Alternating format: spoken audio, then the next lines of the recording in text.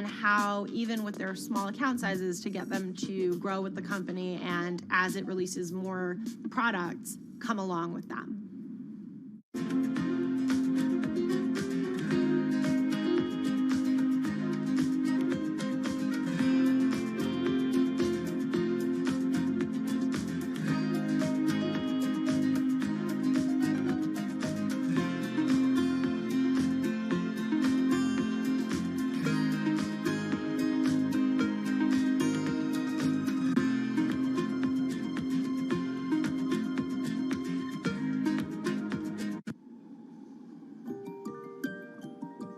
Robinhood would become one of the COVID economy's breakout successes. Robinhood traders, as they're called, became the shorthand explanation for the frenzy of often speculative retail investing after the pandemic lockdowns. Kids wake up in the morning, they go on Robinhood. They're, in the shower, they check Robinhood. Kids are learning how the stock market works at 18 while they're at school, checking their phones in between classes because notifications pop up telling them what their stocks are doing that day. With these new tools, millennials and Gen Z are investing in the market in ways their parents could have never even dreamt of. That is sort of key when we talk about the divide between older and younger generations, is that the younger generation is exposed to so much more information and tools at their disposal to do what they want in the market. The older generations, you never had the technology or the cost structure that you could play the markets like you can today. So you were stuck with giving your money to a professional investor and paying them a fee to do it. When I speak to young kids, they tell me, I'm making mistakes, I'm losing money. I'm not a perfect investor, but I'm 18, and by the time I'm 30, which will be, 10 years from now, I'm gonna have interacted with the markets for a decade. And so it's a learning experience more so than anything else. And you can look at it and you can say, wow, that's risk-taking, that's dumb, but if you could possibly shave 10, 20 years off your working life versus adding 5 years, I don't think you can fault people for that. But Robinhood is only part of the puzzle. Sure, you can trade on it, but without research, information, and data, you're just blindly throwing darts at different stocks and hoping to strike it rich. Wall Street forever has always run on what we now call narratives or memes. People telling rumors to each other have been around for 100 years. On Wall Street, information is its own currency. Historically, either you had it or you didn't, and the people who had it had a huge advantage. In the past, those narratives and memes didn't have a network effect. It would be one person telling another person over the phone. In fact, when I broke into this business in the 80s, a lot of people used to complain that they weren't on the call list to get those ideas. Social media changed all of that. Fast forward to 2021, that's being done on the internet now. And that's being done on Discord and Twitter and StockTwits and Reddit. And the impact is very similar, but orders and orders of magnitude larger. As social media has played a bigger part in our lives, it's also played a bigger and kind of more important role in how people find investing ideas online and on these platforms. How do those ideas spread? On TikTok. Yes, that TikTok. Soon may the weatherman come to bring us sugar and tea and rum. People aren't just going to it for sea shanty videos. The personal finance hashtag on TikTok has garnered 3.5 billion views from its 1 billion monthly active users. By comparison, videos found under the cooking and health tips hashtag have 2.6 and 2.1 billion views respectively. The trajectory of Robinhood and TikTok were literally on par. What happened in the stock market this week? So the word of the week is expectations. Absolutely essential that you guys understand the risks of shorting. And Kayla Kilbride and Kyla Scanlon are two of those financial influencer TikTokers, also known as finfluencers. I think people still care about fashion, they care about culture, but it's also like there's this big behemoth thing called the stock market that we really don't know a whole lot about, and it's gatekept behind the industry. And so people want to unpack that. And so my audience is, a lot of them are younger investors who are looking to hone their skills. Tech and write up. Kyla and Kayla are two of the more, let's say, professional TikTok influencers. The Tesla ARC Bitcoin Biotech Risk Cluster. I've been trading since high school, and it was a really interesting way for me to fill out my decision-making frameworks and to think about thinking. And I think that the more that we can have people thinking about finance, the better that we're going to progress as a society. I think it's a huge gap in our educational system. If you're going to buy an option for a stock you think is going to go up, it's a call. So think of it like this. I made the options video where I was like, options are just like shopping. Rumor has it that this pallet's about to go up in price. So if I come in tomorrow, can I still buy it at said price? And a ton of women just like attacked that video and were like, you explain things so much better than my boyfriend or my professor, or like I could sit and listen to you all day. And I was like, this is what I was looking for. But TikTok's algorithm does not reward calm and measured videos about responsible investing. It rewards this. Watch this video for 30 seconds and you'll be rich for the rest of your life. I try not to say the A word, the ALGO word, because TikTok listens to us. The algorithm does impact how you feel. You know, you do notice which videos do better versus which videos do worse. How do you catch someone's attention in less than 60 seconds? And how do you make it something that they're like, I need this in my life?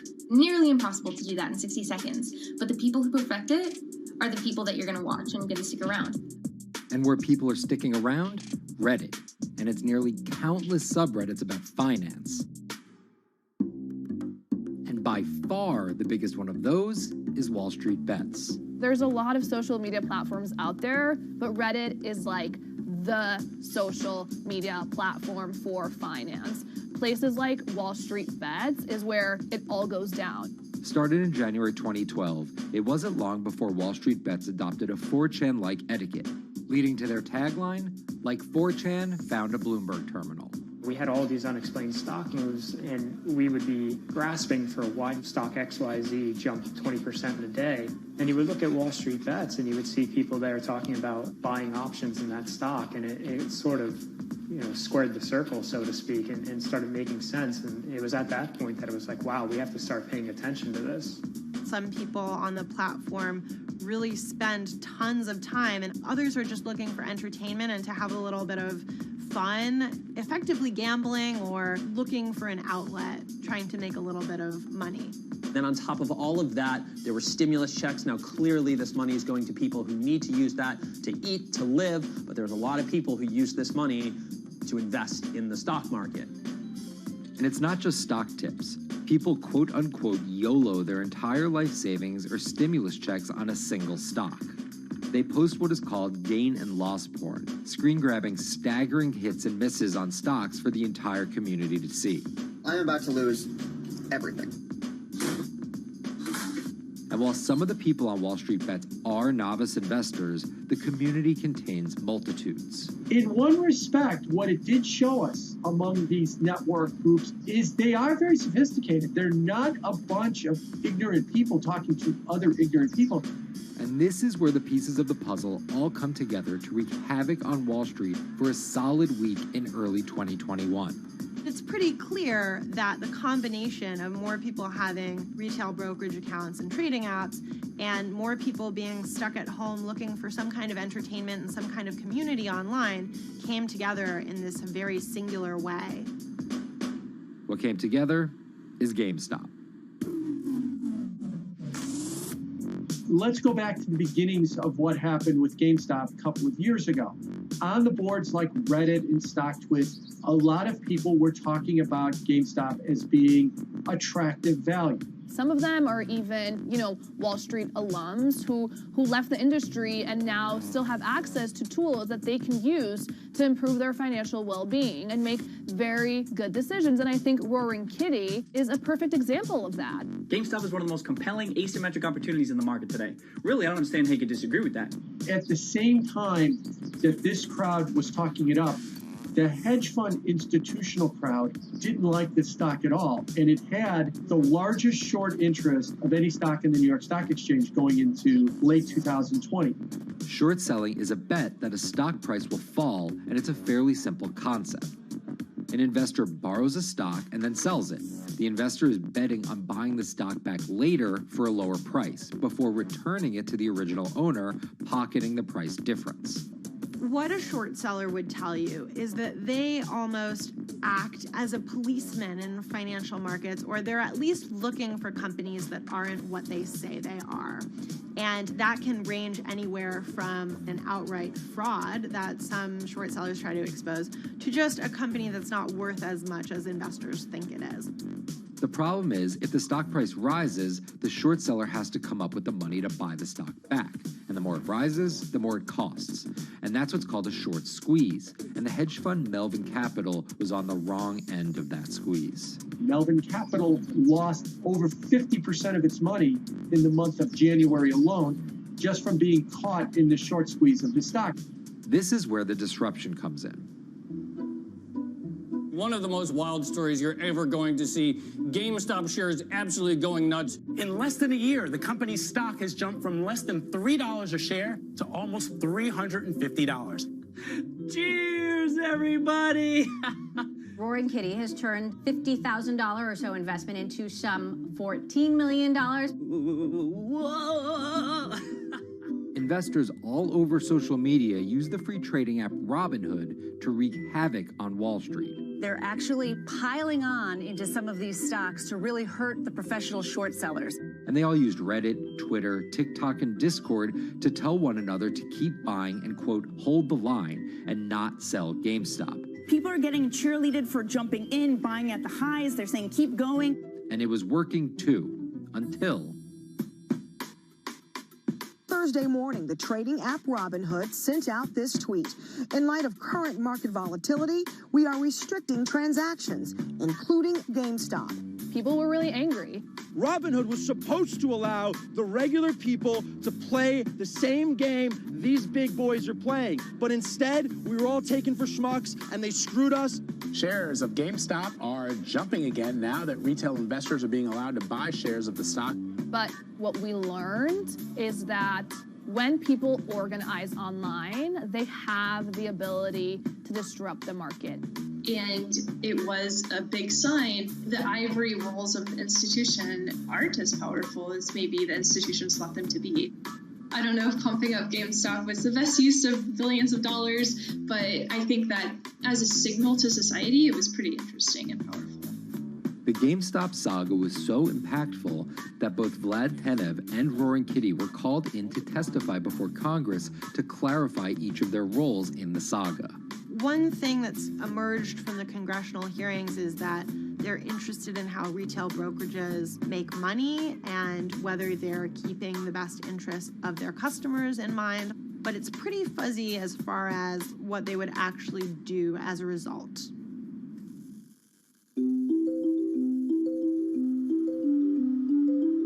While the frenzy around GameStop eventually subsided, it didn't take long for retail investors to find other areas to invest their money.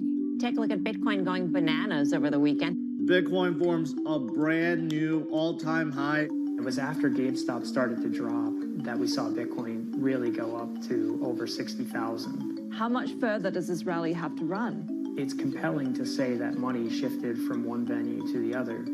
While correlation doesn't equal causation, there's a chart out there showing an inverse correlation on meme stocks going down and cryptocurrencies going up. There's definitely an aspect where people are making money on stocks and then moving, they're agnostic, they're not hedge funds. They can invest wherever the hell they want. It's a classic sort of momentum trade. They're going to wherever the winners are and they're willing to jump on and, ride it. So whether it's meme stocks like GameStop, meme coins like Dogecoin, or entirely new ways to invest in art like NFTs, the new kind of retail investor is making its presence known. Over the next 10, maybe 15 years, you're going to continue to see, whether by choice or by force, that baton go from older generations to younger generations. I don't think any single app is going to be the thing that disrupts. I think people are the disruptors. how people get ideas about what to invest in has become increasingly entwined with social media. And as social media companies govern more and more of our lives, the fact that now they're tied in more intimately to people's wallets is something that we might want to understand better. Usually what disruption, I think, means is technology comes in, whether it's blogs to the newspapers or online retailing to brick and mortar. They come in and they're in the same business, but they just do it in such a gigantic cost savings that it causes everybody to switch. Well, that's the risk that happens here, is that it's so much cheaper to just manage your own money. We're not there yet, but costs and conveniences are moving in that direction. So I'd say, Wall Street, you haven't been disrupted yet, but you could be in the coming years, and that the final chapter on this story hasn't been written.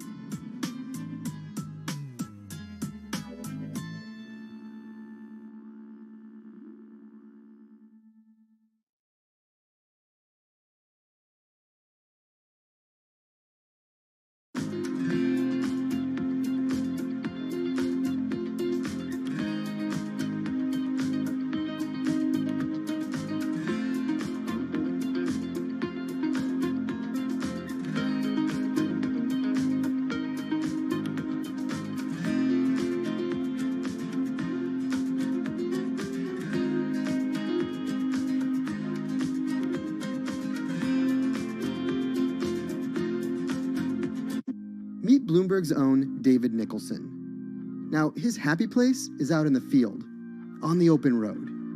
But like the rest of the world lately, he's been working from home a lot more than he's used to. COVID-19 has prompted a massive urban exodus as professionals of every ilk yearn for more space to live and work. As a result, rural areas have exploded, and they're poised to experience a resurgence as more and more families pack up and leave the big city to try out life in the burbs. But there's one problem with that. Not all internet speeds are created equal. Anyone who might need to upload or download large files for a living may not want to pack up and move to that cabin in the woods just yet. Now, David's house isn't a cabin, but it is in the woods, and inexplicably, his internet is workable. My internet is okay. I pay a lot for it. It's around $140 a month. The download speed's great, and the upload speed is terrible, which is really bad for my work because I have to upload these massive files. But I'm definitely one of the more lucky ones in this community. Just a few miles down the road, my buddy has awful internet. It's usually under 2 down and under 0.2 up, so it's often unusable. Some days it's around 1, and other times it'll drop down to about 0.2, 0.3. I just want to be able to have internet at my house without having to go outside the normal ways of acquiring internet. It's really frustrating. We're literally miles, a few miles away from downtown, and it just cuts off. This is a problem, and the solutions are not there yet, because getting high-speed internet in rural areas en masse is something our providers may simply not be ready for.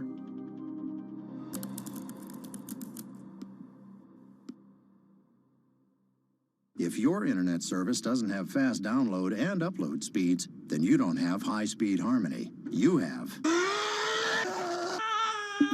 Americans on average pay about $70 a month for internet at home. But in rural areas, it could cost a lot more for a lot less service.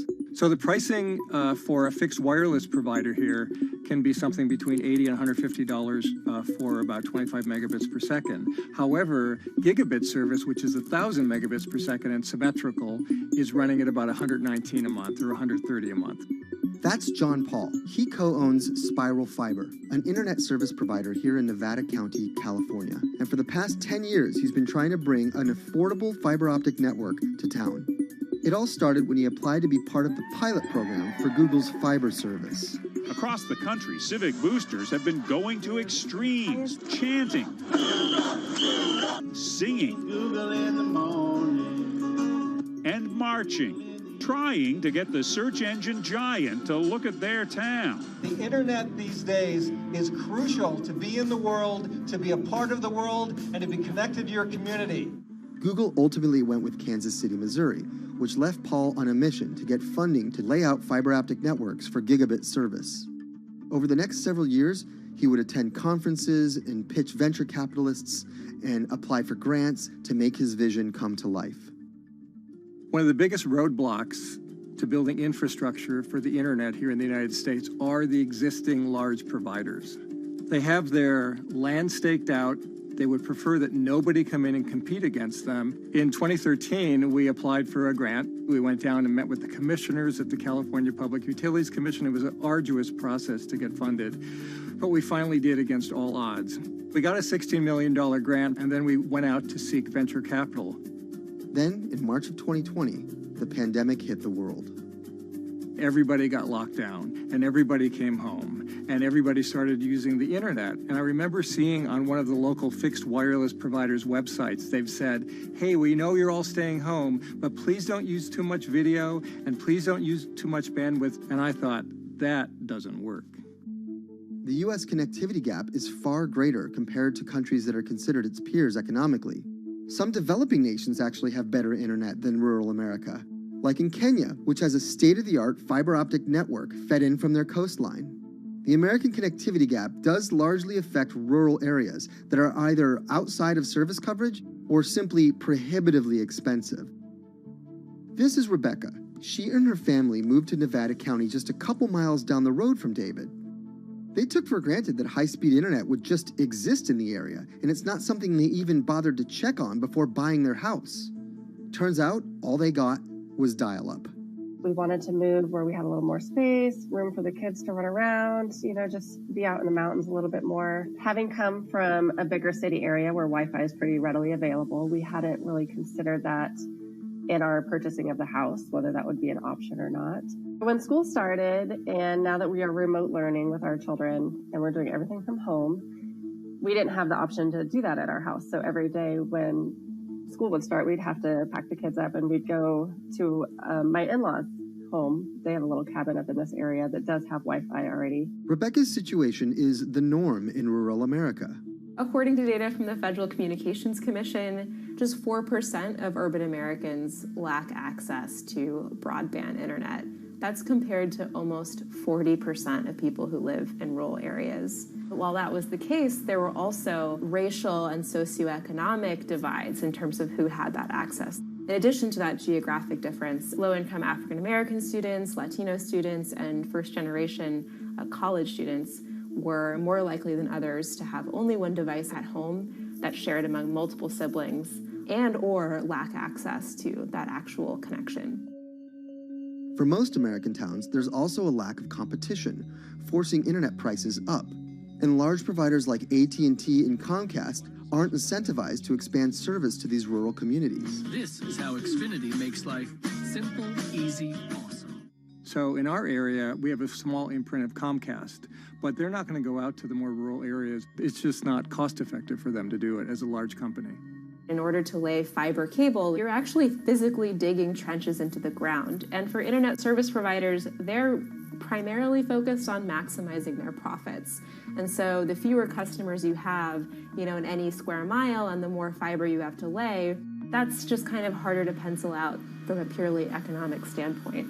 AT&T released a statement on the matter, expressing the need and desire for government assistance to fund fiber optic expansion to areas deemed unprofitable. Comcast released a similar statement encouraging more public-private collaboration on this effort. Federal agencies do offer grants to help communities build broadband networks, but many have argued that there's not enough flexibility on how to use these funds. The COVID-19 relief package passed by Congress in March and signed by President Donald Trump awarded $43.3 million to 51 projects on the East Coast alone. But it also stipulated that these projects needed to be up and running by December 30th. For contractors who plan projects months and years in advance, it's a scramble to rearrange their schedules to meet that deadline. So what we've been asking the federal government to consider is at least have, as long as the projects are getting started, knowing the projects are being put into place to expand both remote learning, working from home, and opportunities like that that are truly driven from COVID. We're moving as fast as we can regardless, but hopefully they'll give us some more time. Talking to John Paul, it's clear that he believes broadband is something that can transform a community and should be considered a public good. One of the first communities to come on in the United States with full-on gigabit service was Chattanooga, Tennessee. Now, they're a bigger city, but they're a city that was economically in a downturn. In the last 15 years, the city of Chattanooga has turned around in an amazing way. It's a nexus for young people to move to. It's a place where technology happens. It's not just about logging on to Zoom, to connect with your colleagues who might be in New York City. It's also your ability as a small business, operating in the town of Nevada City or wherever it may be to, quickly upload your payroll documents or something onto the cloud, or to quickly, swipe a customer's credit card. There's just some really basic business functions and mechanics that I think people in big cities really take for granted, and that are just going to be a much bigger challenge for small business owners in rural areas.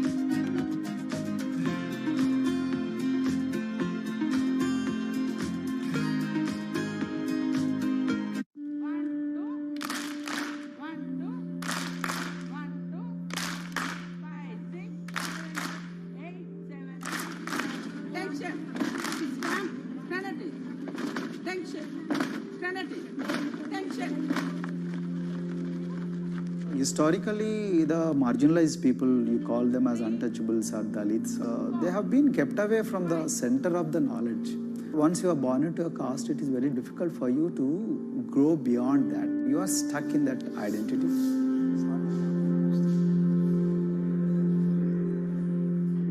I think education is the best way of liberating them. So that's how I chose to work in education sector. The kind of education that we are giving to the marginalized people is going to change not just the fate of these communities in Telangana, but it is going to be the source of inspiration, source of hope for all the marginalized in this country.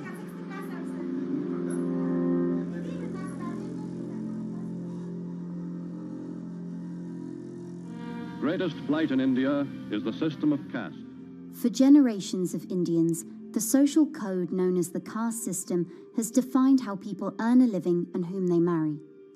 Although outlawed 7 decades ago, castes remain a significant factor in deciding everything, from family ties and cultural traditions to educational and economic opportunities. Dalits, people who are on the lowest rung of the caste system, constitute almost 1/5 of India's population of 1.3 billion. Not able to afford the high tuition of private schools, many are forced to attend government-funded institutions, which in the past have suffered from poor infrastructure, lower education standards, and high student-to-teacher ratios. But Dr. Praveen Kumar is trying to change that.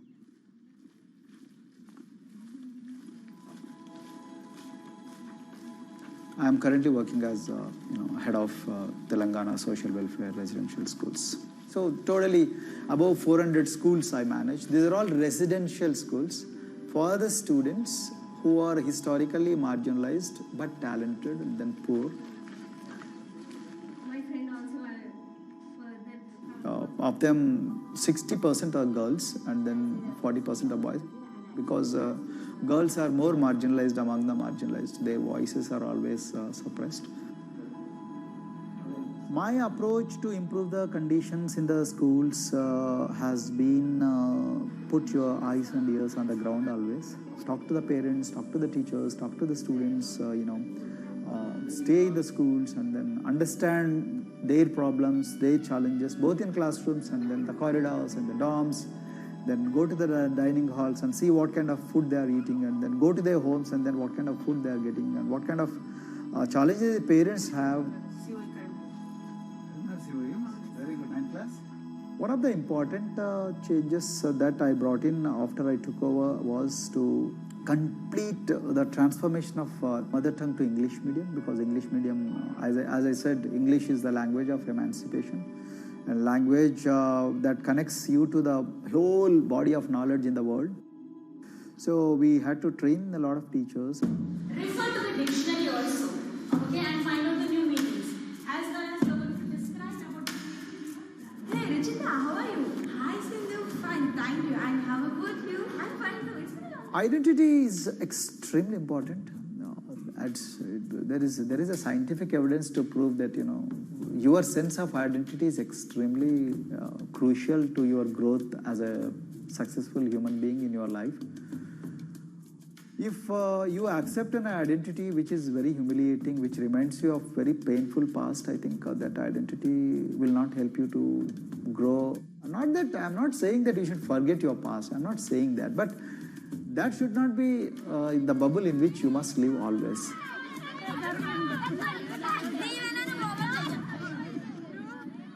Sweros is an alternative identity. S stands for state, W stands for welfare, Aero, SW and then Aero is Swero. So the idea is your dreams have to be skybound. So that is what we are trying to achieve by changing the identities. Like, you say, I'm a Swero and I aim to be a doctor. I am a Swero, I aim to be a top-notch engineer. I am a Swero, I aim to be a top bureaucrat of this country. I'm a Swero, I want to be a very good actor or a musician in this world. So these are the positive images that are associated with the identity.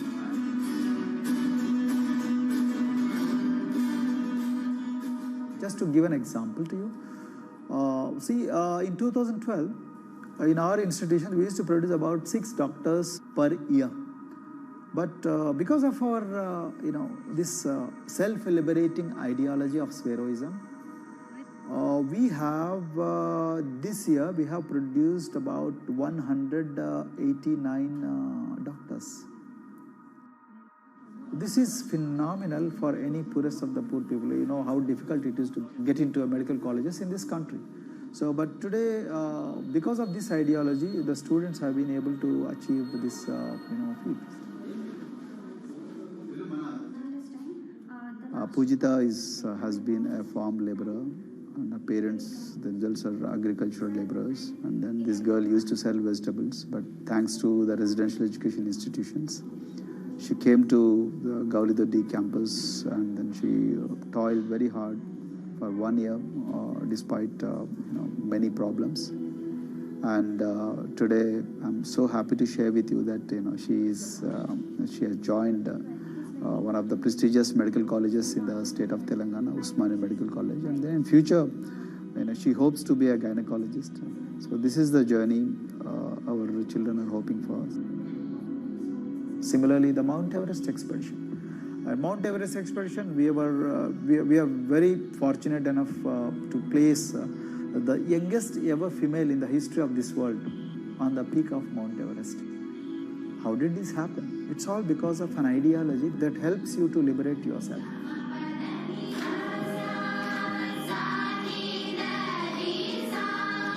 We brought a lot of extracurricular activities and most of them got institutionalized now. So for example, music.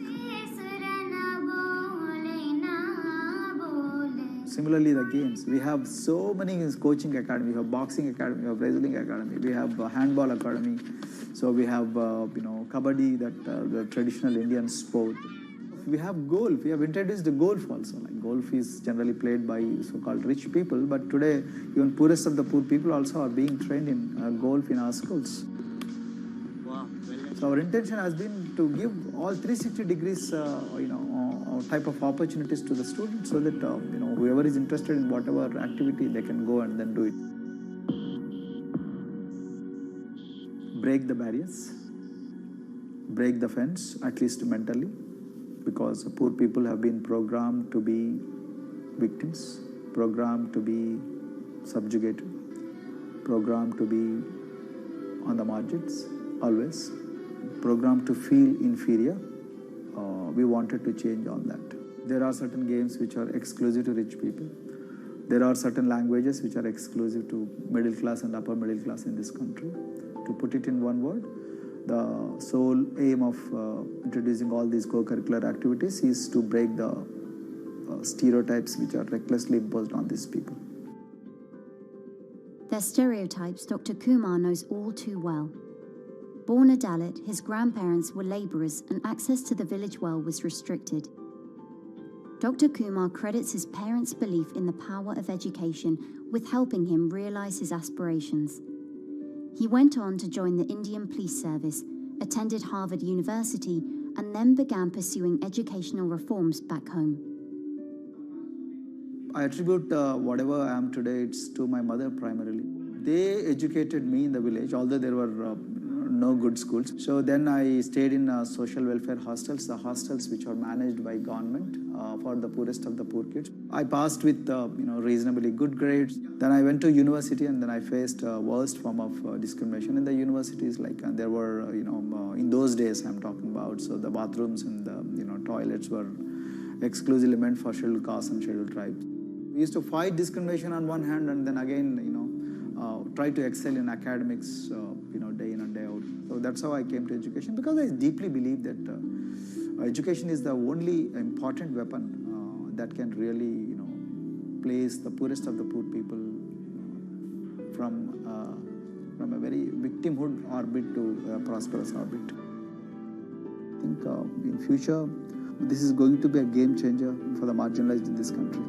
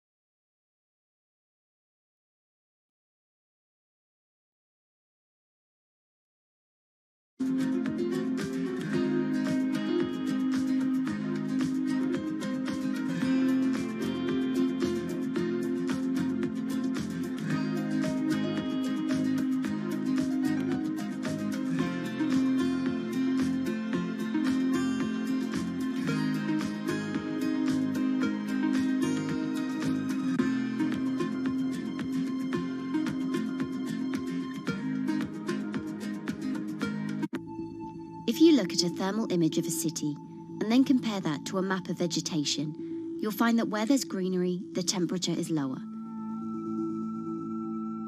That's because things like asphalt, concrete, and shingled roofs absorb more heat from the sun than trees. This is the urban heat island effect, and it accounts for higher temperatures in cities, often by several degrees compared with their surroundings. It's becoming a huge risk to human health as growing urban populations exacerbate the heating effects of climate change. Heat waves kill more people than any other extreme weather event, more than tornadoes, hurricanes, and even floods. That's why urban heat island mitigation strategies are being studied in Singapore by a group of researchers. The government-backed project called Cooling Singapore is now in the process of combining everything they've learned to create a digital tool that can help cities all over the world, starting with Singapore.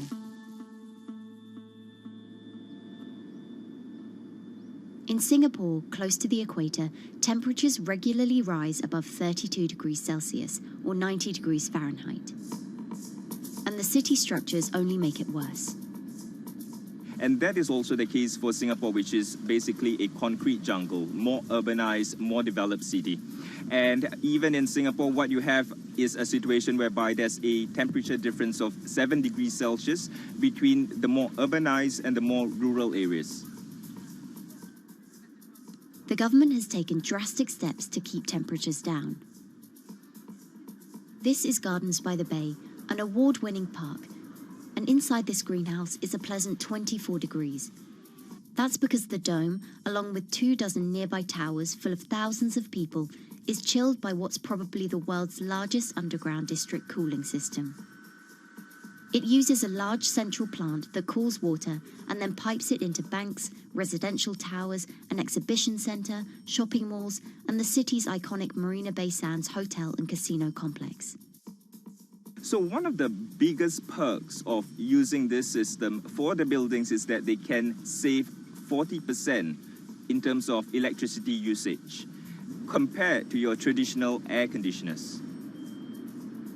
And with Singapore relying on natural gas for most of its power, this new system means emission savings equivalent to removing 10,000 cars from the city's roads. That has big implications for the rest of the world. If things stay as they are, more than a third of the world's electricity could end up being used to cool buildings and vehicles by 2050.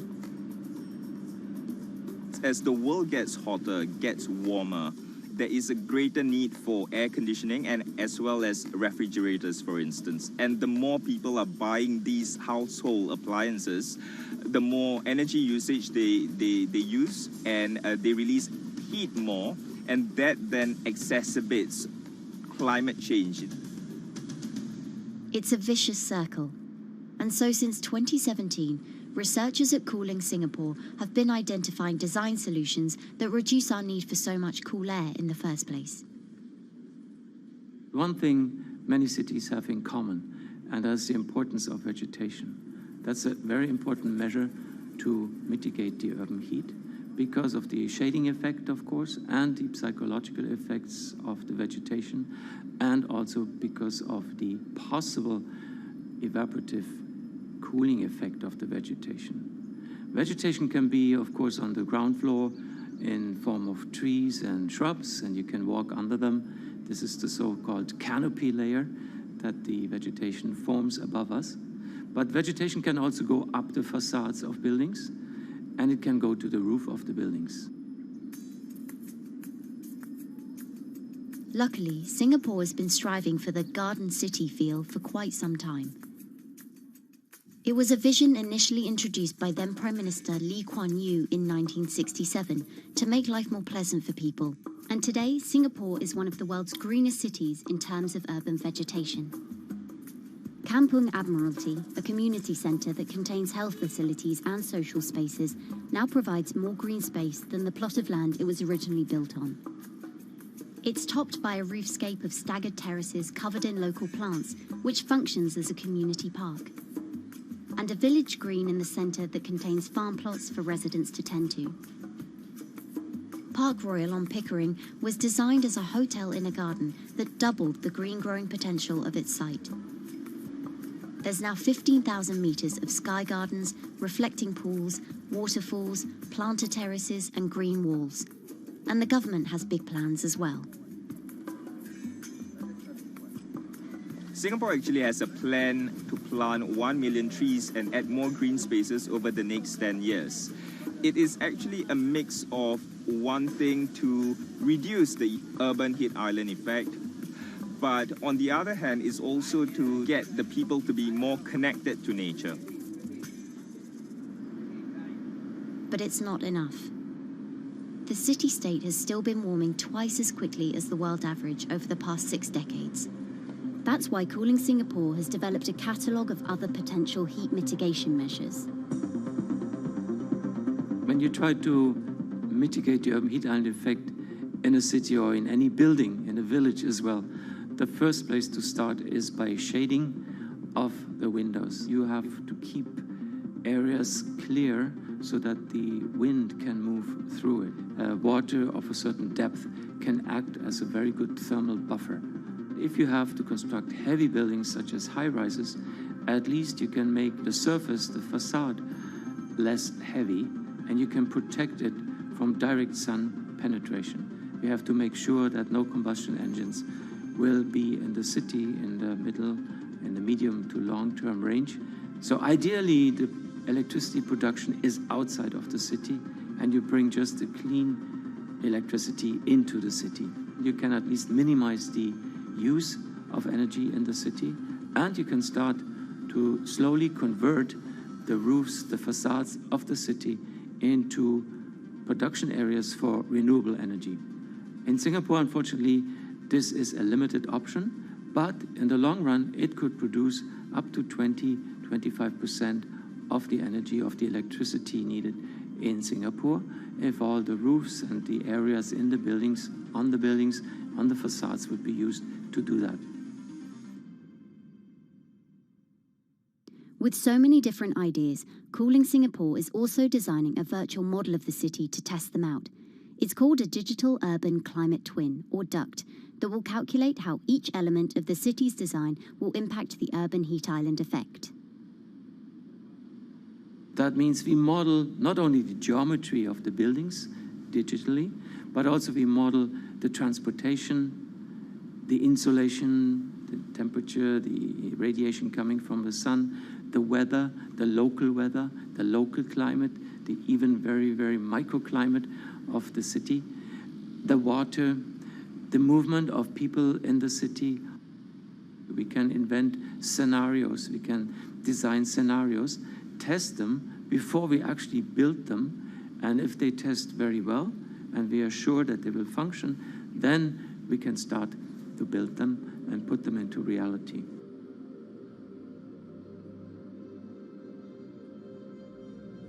Singapore will be using this new tool to figure out which actions it should take next.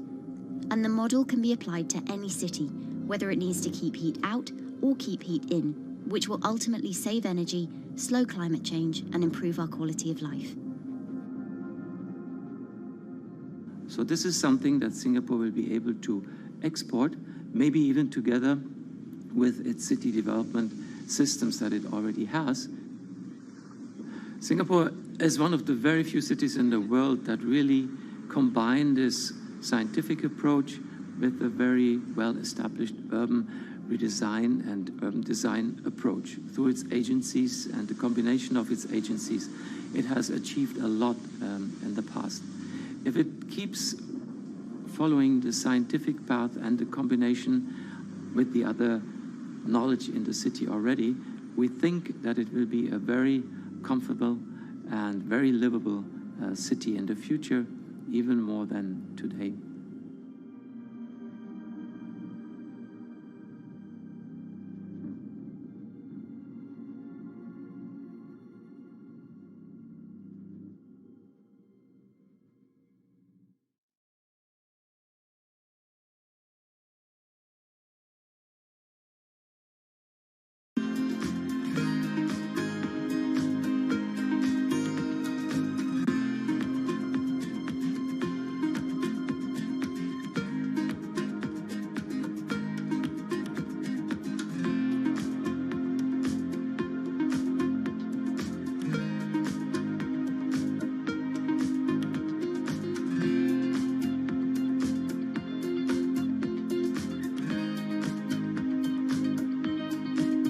Times are tough. Jobs are scarce. It's risky to be outside and around others. Seems like there's very few ways to make extra money during a pandemic. So I guess I'll just hunker down and binge social media until this all blows over. Wait, don't these people make money? How do these people make money?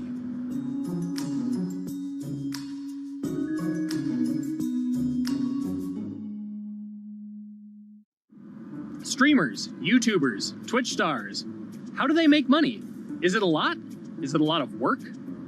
I know, I gotta ask somebody in the biz, and I got just the guy. Austin John Plays.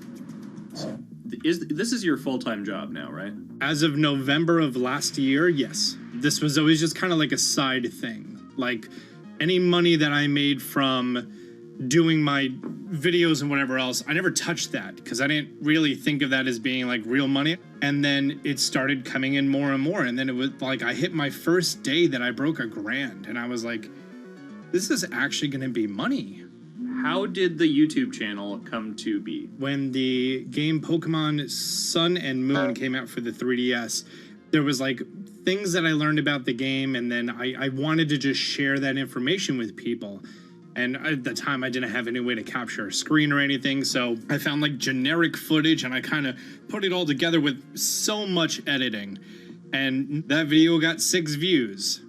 And then 2 days later, I made another one. And that one got 12 views. And then I just started pumping out more and more content, and people were like, this guy knows what he's talking about. It really just started building on top of itself, and then it was like, my channel really focuses on tips and tricks. So I play a straight 18 hours, and I'll finish the game or get to about the 40-hour mark, and then I'll make my first video. While I'm going through, I have a giant notepad and just scribbles everywhere, and I make these notes of like the things that stumped me, so I know the things that may stump other people.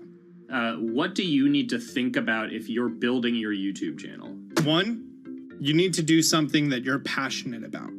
Not that you like, not that you think you're gonna make money on, something you're passionate about. The other thing is something that other people are passionate about. It holds a special place to them. And third is, it needs to be something that people are gonna seek out information on. In order to enter into the marketplace, you either need to be better than everyone else, you either need to be faster than everyone else, or you need to be more accessible than everyone else. And you can't be more accessible because it's already on the platform. Granted, if you understand how the algorithm works, which is very similar to Google Analytics, then yeah, you can have a little bit of a head start. But if you're not doing it faster, and if you're not doing it better than everyone else, then why should anyone watch your channel? So my income as a YouTuber kind of breaks down to 3 different ways. 1, which is the bulk of it, which is ad revenue. Whenever you go and you watch a video and then there's an ad and then you wait 5 seconds and you hit the bottom right corner and then you go on to the next video, or a non-skippable ad, or the video starts immediately, you get the little banner ad at the bottom, or if you scroll down from the video, the first thing that shows there is an ad. Those are the 4 different types of ads that can appear on every single YouTube video. And all of them pay a certain amount. It varies on lots of things, like the country of the person who posts it, the country of the person who watches it, the time of year, where you are in the quarter, if there's anything going on with a reduction in ad revenue. Like, great example, COVID-19, companies weren't spending as much on advertising. So because of that, CPM went down. CPM stands for click per thousand. I'm using the Roman numeral for 1,000. And that means that for every 1,000 views, you get a certain amount of money. Now, on low ads, when I first started off, my CPM was 30 cents. So every 1,000 views, I made 30 cents.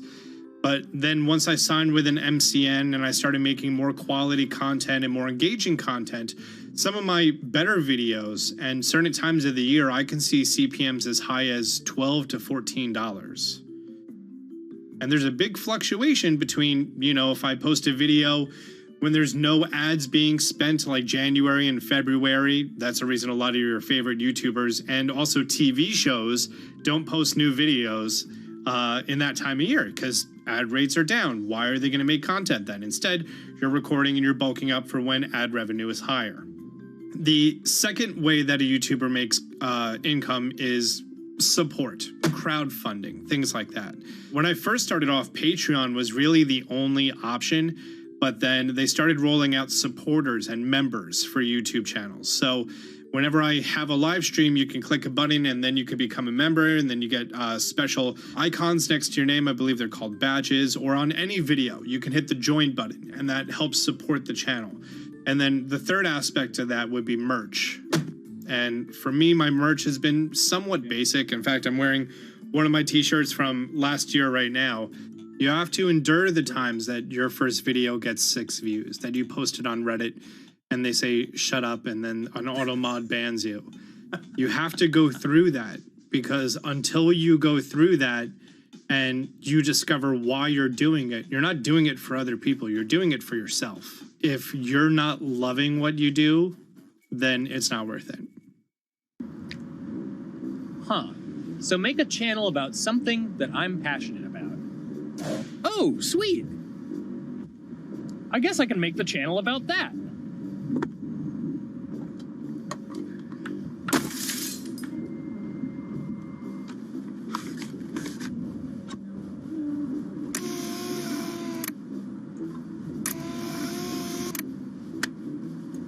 Now, how do I grow an audience? How do I get popular? It's all about diversification, right? You have to have a massive Twitter following. You have to have a massive Instagram following. You have to have a massive YouTube following. Of course, you have to be on Twitch, which is the key platform. But basically, any way you can get in front of your audience, you can engage with your audience, is going to drive those clicks, which ultimately drives the advertiser revenue that you get back from all of these platforms. It's me and Dan playing video games and talking in a funny manner over them. They're not just people who are good at games. They're actually people who are good at online engagement, online entertainment, first and foremost. You have the right to remain stylish. Anything you wear can and will be used against you in the court of fashion. The streamer is either very, very talented at the game. The best player in the game is generally going to draw a crowd because people like watching people who are very good. On the other hand, they're either very, very good or funny, charismatic, whatever it is on that side. Oh, no. You know, it becomes more of a show where they talk about other things outside of the gaming world, and gaming becomes really just a backdrop and an excuse to engage with that audience. There were those weird, like, Ronald McDonald, like, straight to VHS movies. You remember those? I'm personable, I'm chatty. I would kind of, you know, when boring things were happening in the game, I would ramble on about, you know, movies I'd watched or books I'd read and, you know, or conversations I'd had and stuff like that. And so I think being personable was a big part of that. It's not just getting on and playing games.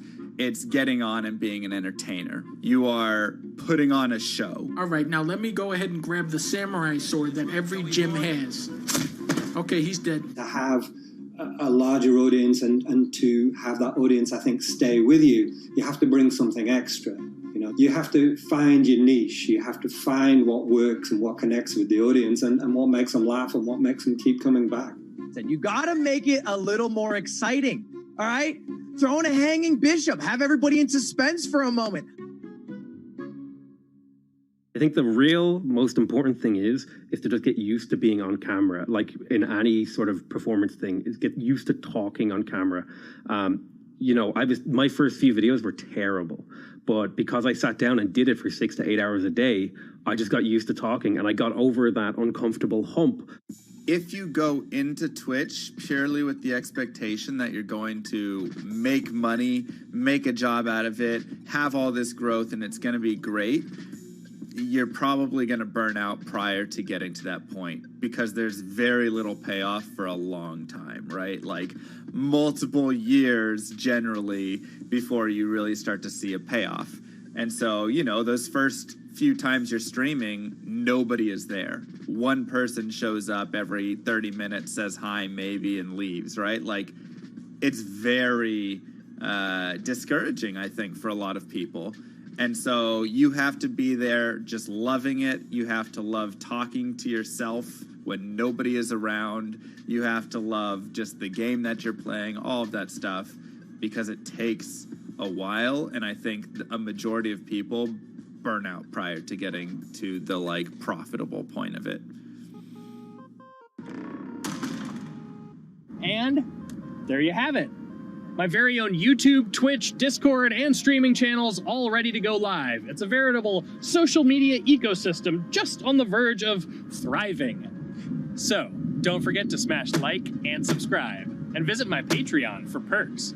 Also, go to my merch page. And one last thing, stay cool, my friends.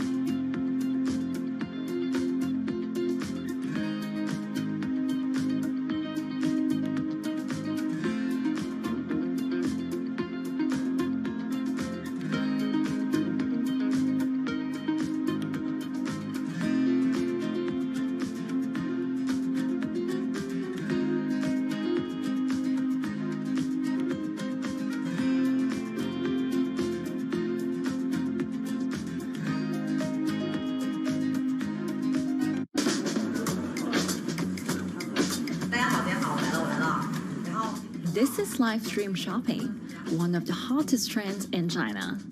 Every night, tens of millions of people watch live shows hosted by influencers like Thea and buy the products they recommend. On e-commerce and social apps like Taobao and Douyin, the sister app of TikTok.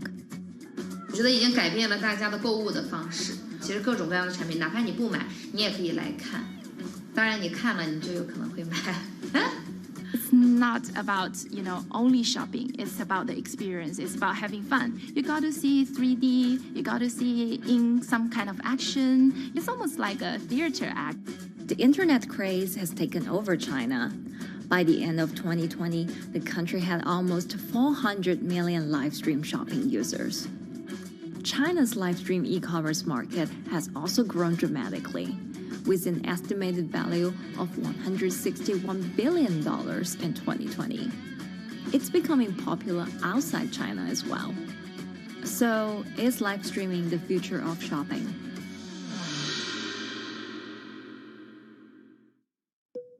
Live streaming is not a new thing. In China, it started in 2015 with the rollout of 4G. And it was first used for entertainment and socializing. Many live streamers performed for their followers or chatted to them, making money by receiving virtual currency and gifts. In the West, live streaming is mainly the domain of avid gamers. In China, it's broken into e-commerce.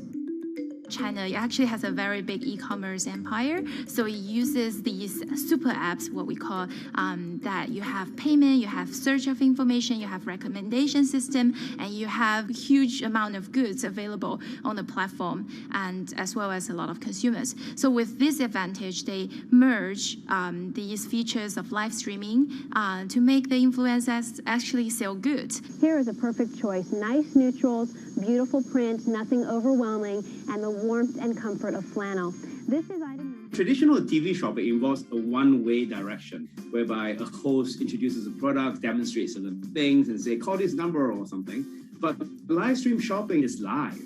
That in itself is a very, very big difference. It causes different psychology. And live stream shopping is a very entertaining way of actually engaging someone else.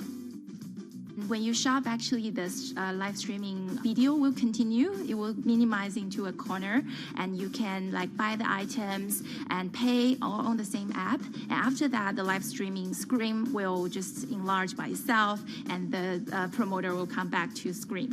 So it's very convenient. Taobao, one of China's biggest e-commerce platforms owned by tech giant Alibaba, added a live streaming function in early 2016.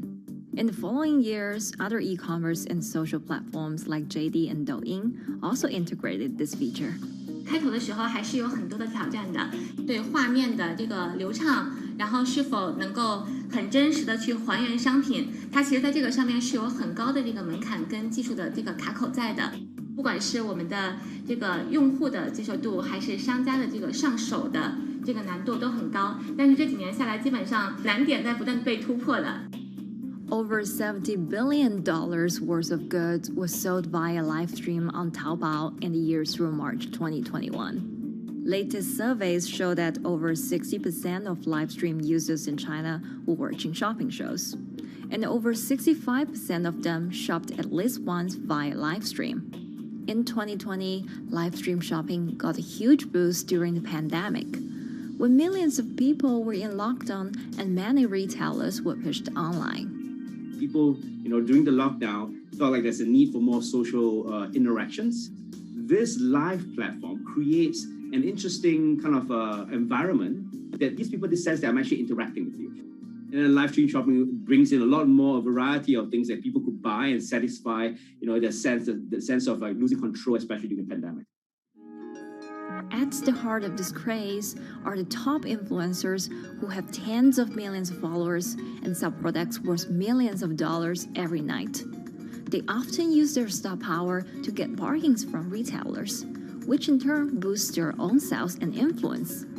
So if you think about China's live streaming, you have to know the king and queen of the influencers. The queen of live streaming, Via. She is actually having the biggest viewership and the biggest sales volume for a long time on Taobao platform. She can sell everything from like Gucci sunglasses, lipsticks, homes and cars. One time she offered her followers to go on a Tesla ride with her, and she even, for once, sold a rocket launch in her live streaming room for 40 million yuan. 接下来我们真的要上火箭。The king would be Li Jiaqi, more widely known as Lipstick's brother. He used to be a cosmetic sales before he turned into live streaming e-commerce. And he knows a lot about the cosmetics. So he's the one that will actually put the lipsticks on himself when he's on the show. Top live streamers like Via and Li Jiaqi have become celebrities in China and can earn millions of dollars a year.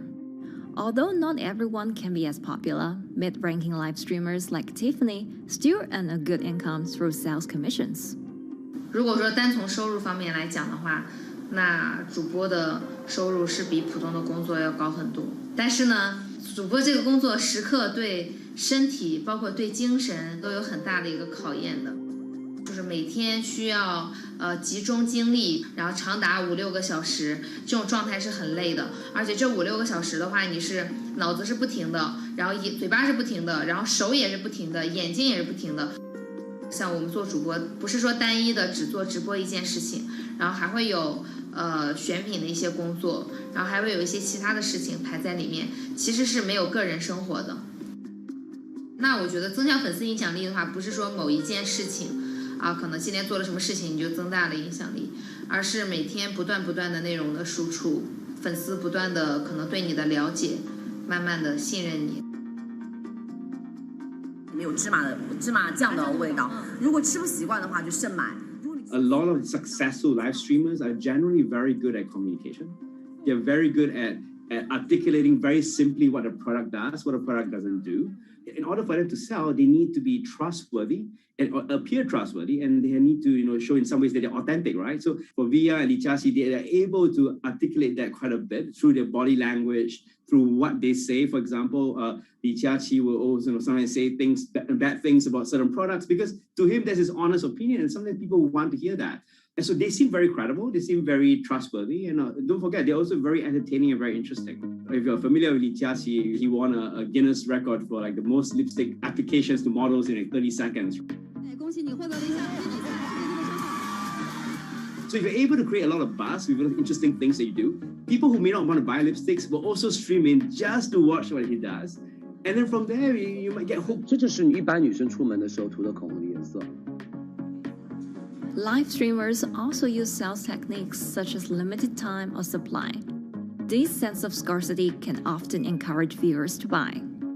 The platform in itself creates and enhances some of these things because you see it live.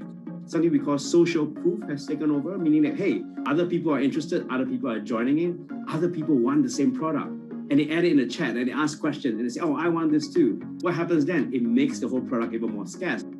But it's not just influencers. Local farmers, luxury brands, even mutual funds have also started their own live stream shows.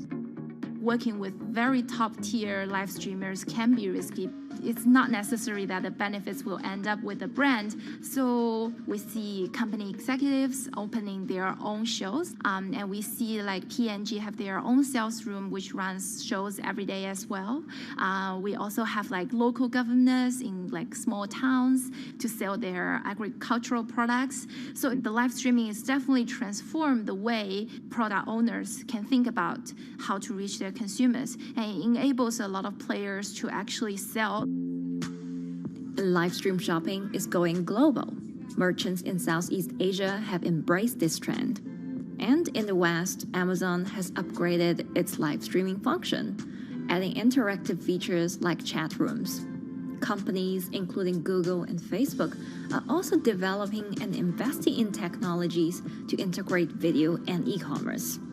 直播电商它其实已经开始成为主流，它未来的发展空间跟潜力都是巨大的。接下来大家会越来越依赖这种购物方式，会变成一个比较日常化、比较规范化的这么一个趋势。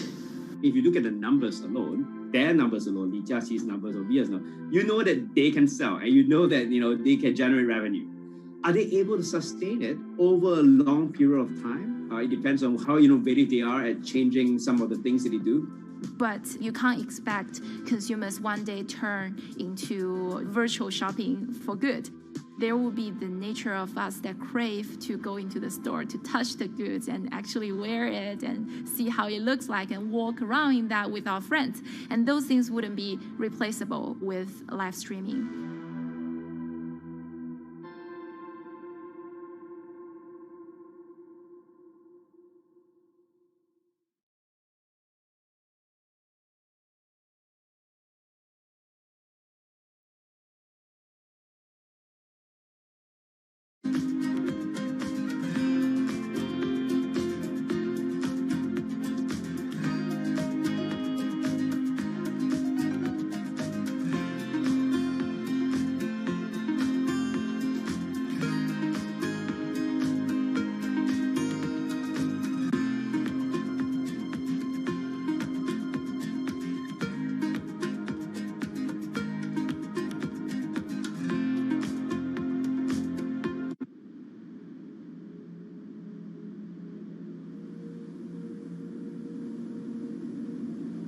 You could imagine that the oceans are actually the largest battery. We're storing huge amounts of energy in the oceans. The wave motion can be very deep. It can extend down several hundred meters. And once it gets to the near shore, from about 50 meters, the whole water column is moving backwards and forwards. As we search for ways to reduce our reliance on fossil fuels, some are looking to a largely untapped potential source of renewable energy. In theory, waves off the coast of the United States alone could generate over 2 trillion kilowatt hours of electricity a year, enough to power more than half of the country. Waves intensify and subside not as quickly as the wind, and that means that it can produce a smoother power generation curve. One of the potential advantages of wave energy is that it could act as a complementary source of power compared to other renewables on the grid if it were to be scaled up to commercial scale.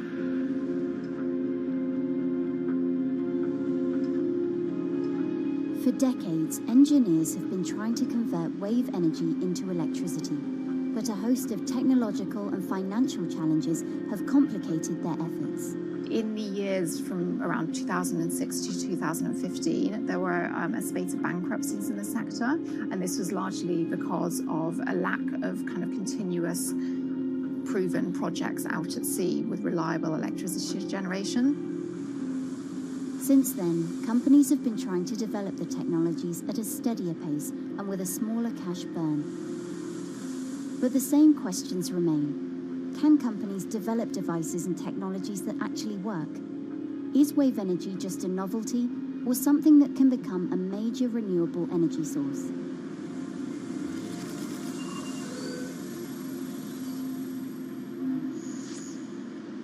The sea is a very challenging environment within which to operate a power project.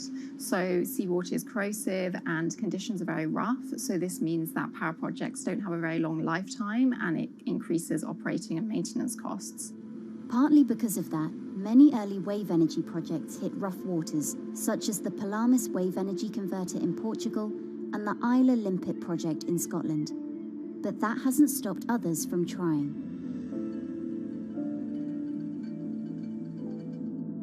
Companies are focused on testing projects out at sea, proving their durability, trying to raise capital and bring down cost.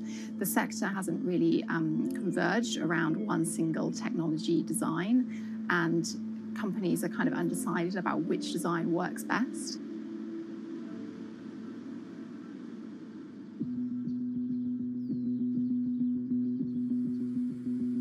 Finland-based AW Energy is a veteran in the sector.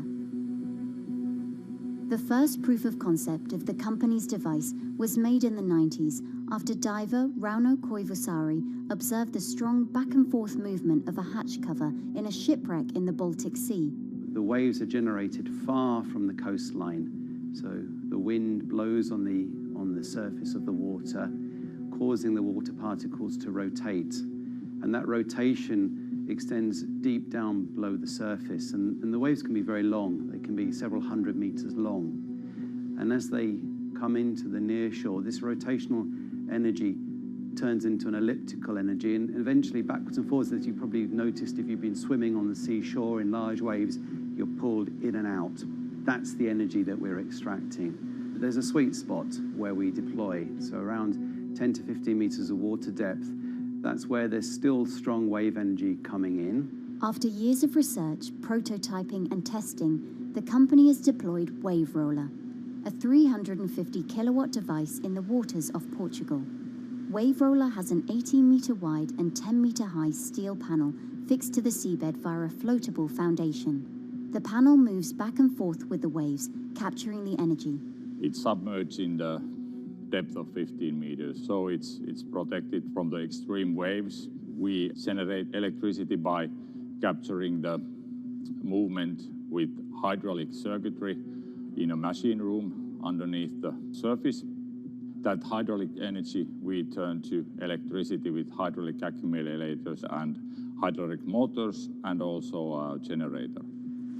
The Wave Roller has survived large waves at sea for over a year and delivered electricity via an underwater cable to the grid in Portugal.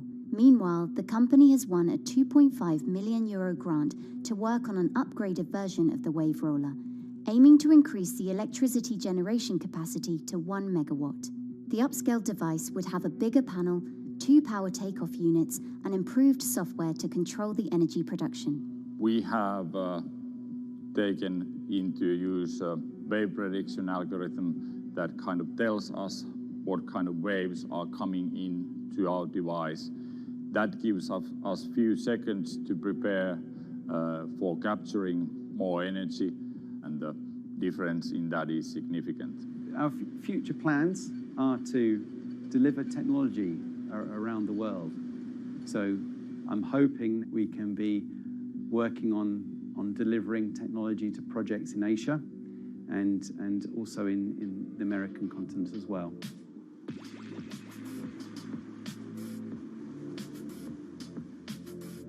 Meanwhile, Israeli company Eco Wave Power is taking a different approach to capturing the power of the ocean. For the company's founder, Inna Braverman, developing new sources of renewable energy is a personal mission. I was born in Ukraine in 1986, and 2 weeks after I was born, the Chernobyl nuclear reactor exploded, causing the largest in history nuclear disaster. I was one of the babies that got hurt from the negative effects of such explosion. I had a respiratory arrest and a clinical death. Luckily, my mother, a nurse, approached my crib on time and gave me a mouth-to-mouth resuscitation, which saved my life. I got a second chance in life and decided to do something good with it. Growing up, Inna wanted to be a politician to positively change the world. After working as a translator at a renewable energy company, she decided to change paths. Solar and wind energy were fully commercialized. There were a lot of amazing technologies implemented everywhere. I saw that wave energy, although it's an immense source of electricity, the biggest companies in the world are trying to develop wave energy with no success. And there was kind of a race going on in the world of who is the company that is going to develop a viable wave energy solution first. In 2011, the then 24-year-old Inna co-founded Eco Wave Power. Instead of installing devices offshore, the company's devices are attached to existing breakwaters, jetties, and piers. Our technology is very cost efficient, especially in comparison to the offshore technologies, because we don't need any ships, divers, underwater mooring or cables. We install on existing man-made structures, and all our expensive equipment, the generator, the hydraulic conversion unit, the automation, is located on land just like a regular power station. This is the EcoWave Power conversion unit that has been operating in Jaffa Port since 2014 until 2020. Here you can see how the technology works. Basically, the floaters are going up and down and pushing the hydro cylinders, which transmit biodegradable fluid into land-located accumulators. A pressure is being built. The higher the waves, the higher the pressure, which is used to turn the hydromotor, which is turning the generators. The whole system is controlled by a smart automation system, which you can see right here. And in case of upcoming storms, the system automatically raises the floater above the water level and keeps them in the upward position until the storm passes.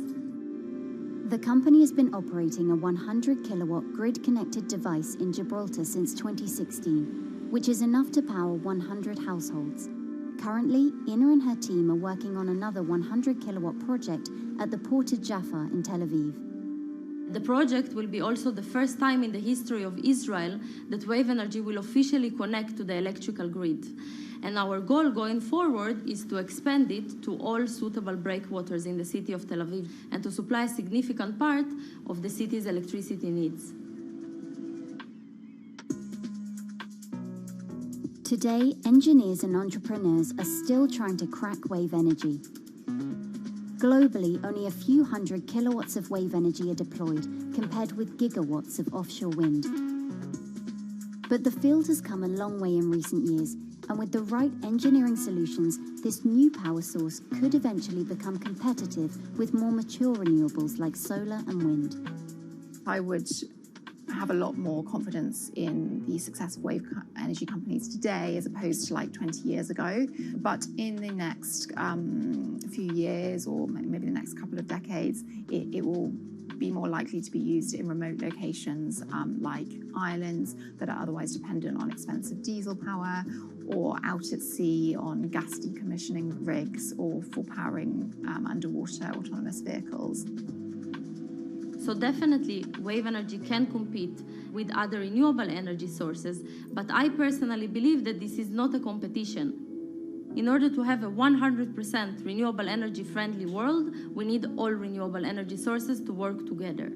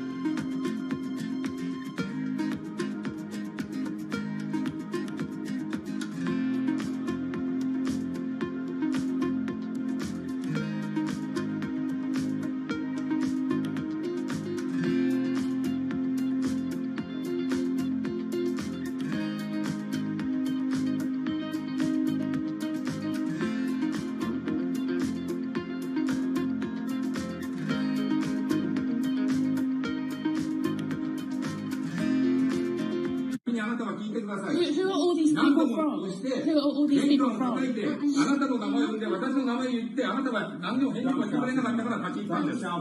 So can you please tell me? I'm not going to... please wait.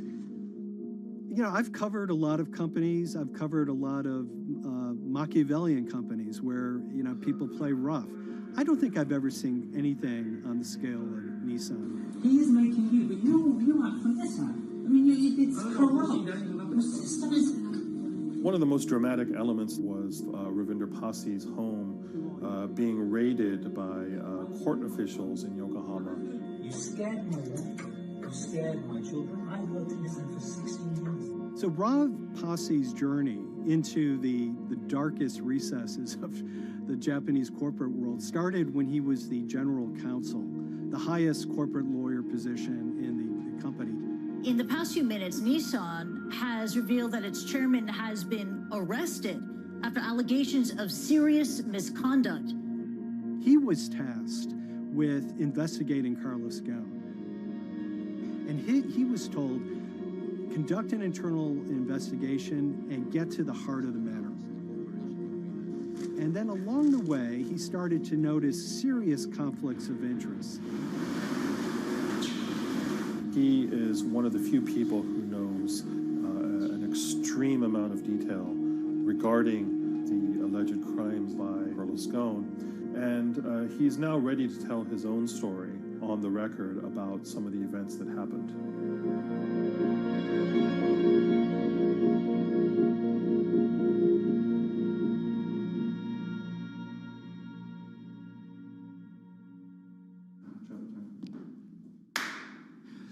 My name is Ravinder Passy. I'm the former Global General Counsel of Nissan Motor Co. Limited. And you could say, yes, I had a front row seat in terms of what was going on.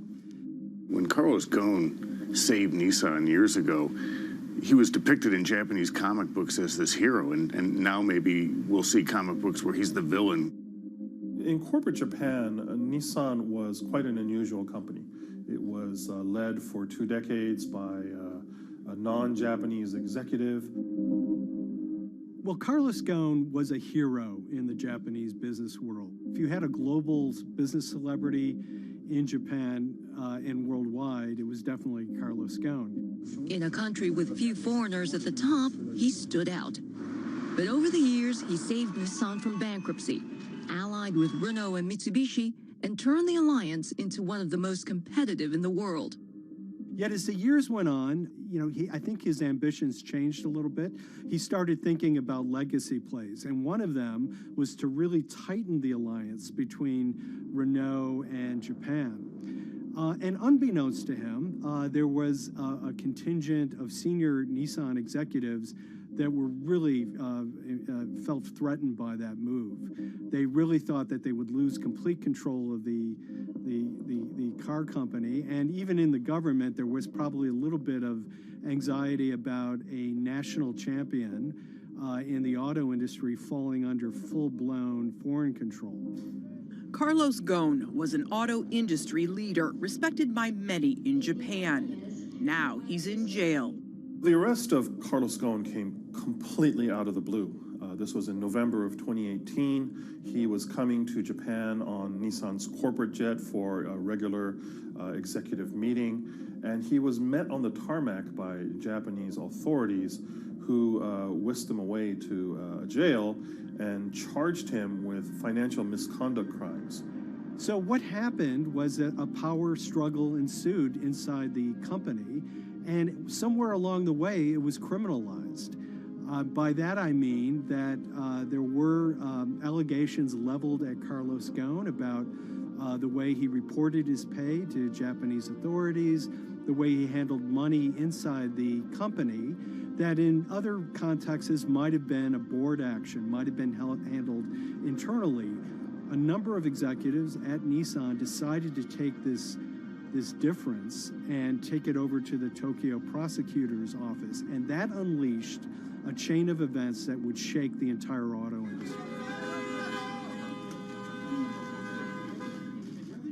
So after Carlos Ghosn was arrested, Nissan launched an internal investigation into the events that led up to his arrest. So Rav Passy was tasked with investigating Carlos Ghosn, and he was told, get to the heart of the matter, find out what Carlos Ghosn did wrong and bring it to our shareholders. Yeah, it's really complicated because you had various things coming out of the weeds.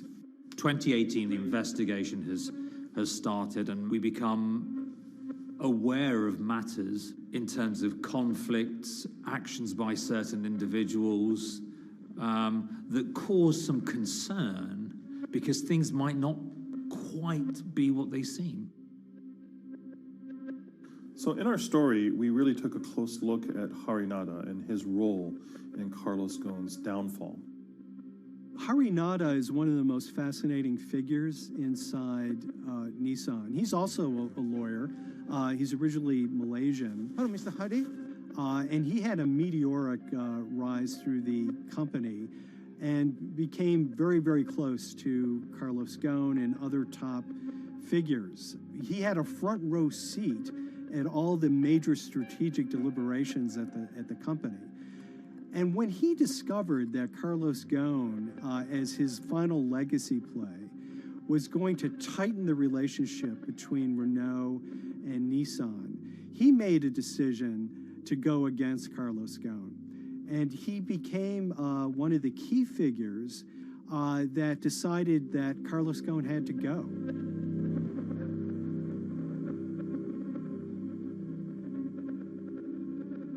Harry Narder was somebody who actually recruited me into the company. So I have a long-standing relationship with him, or did have a long-standing relationship with him. For many, many years, he was a mentor. I had doubts about the credibility of the process right at the start. Harry Narder had a plea deal with the Tokyo prosecutors. Now, that suggests he was intrinsically involved in some of the wrongdoing, or the allegations of wrongdoing, and it just didn't smell right, just doesn't sit right. So there was a basic conflict of interest. In other words, Harry Narder had to deliver results to Japanese prosecutors to avoid his own criminal liability, and he's accusing and leading the investigation of Carlos Ghosn. Some of the people who had been involved in the original alleged crimes were also looking into the affairs themselves. Ravinder Pasi began pointing out some of these conflict of interest issues. And the reason for that is essentially his concern was for the company. If the company's own investigation into itself was compromised, that could lead to a very weak position in various lawsuits that it was dealing with across the world. I had discussions with Harry, discussions with the statutory auditors about these conflicts, discussions with HR about some of these conflicts, because at that point, we reported into him. You know, at the time, everything was quite, as you can imagine, it was, we've got to do this, we've got to do that, we've got to move fast. But when you step back and look at some of these things, you just think, my God, what was going on here? Because me, members of my team, were being placed in immediate danger. Your chairman's been arrested, a representative director's been arrested. They both happen to be foreigners. And then now what we need to do, we're being instructed to do, is certain compliance professionals need to go into properties in Brazil, for example, and retrieve evidence. They've got to do it very carefully, because if they don't do it carefully, they're going to get convicted of criminal activities. And likewise, when a team of lawyers were commissioned to go to Lebanon. I mean, one of my immediate concerns was, why are lawyers from Nissan being sent to go to Lebanon to retrieve evidence? These are just lawyers, they're corporate lawyers from Nissan. You had revelations that a number of executives had benefited from share appreciation rights when they shouldn't have. I mean, you know, substantive amounts of money being taken by these guys when they weren't entitled to take them. And you do think, yes, how is this going to look later on? It's going to look quite concerning. So that triggered, for me, the sort of assessment that, well, I'm going to have to do something, because up until this point, I haven't put down on paper these conflicts and these issues.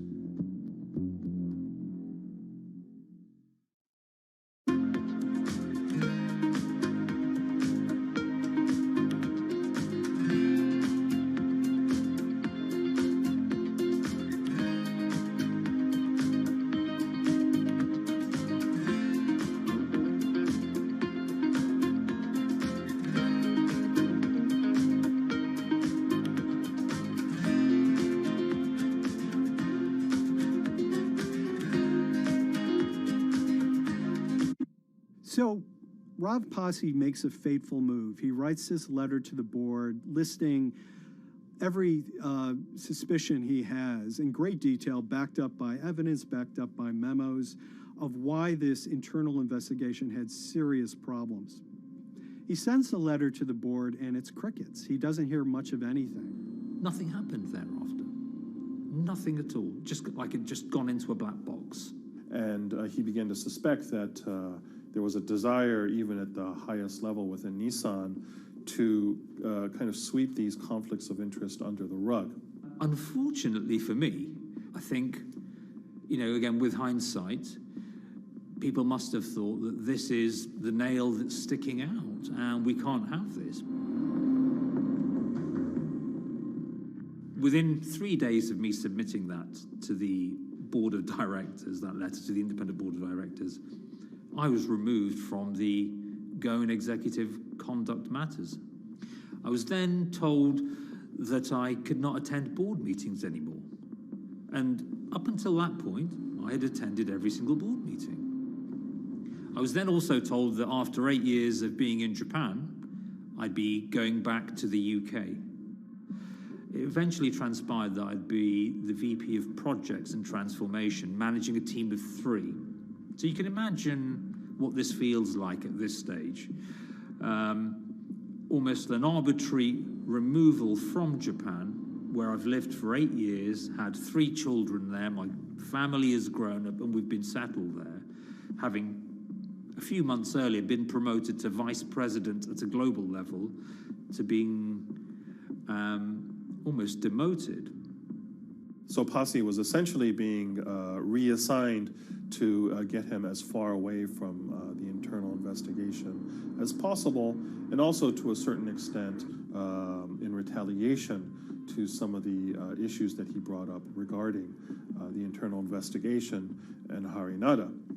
What happened to Rav Pasi can be seen as a series of corporate humiliations. I mean, first of all, his immediate responsibilities were taken away from him. Eventually, he lost, the coveted general counsel title. But it didn't stop there. Toward the end of his stay in Japan, Rav and his wife were convinced that they were being followed.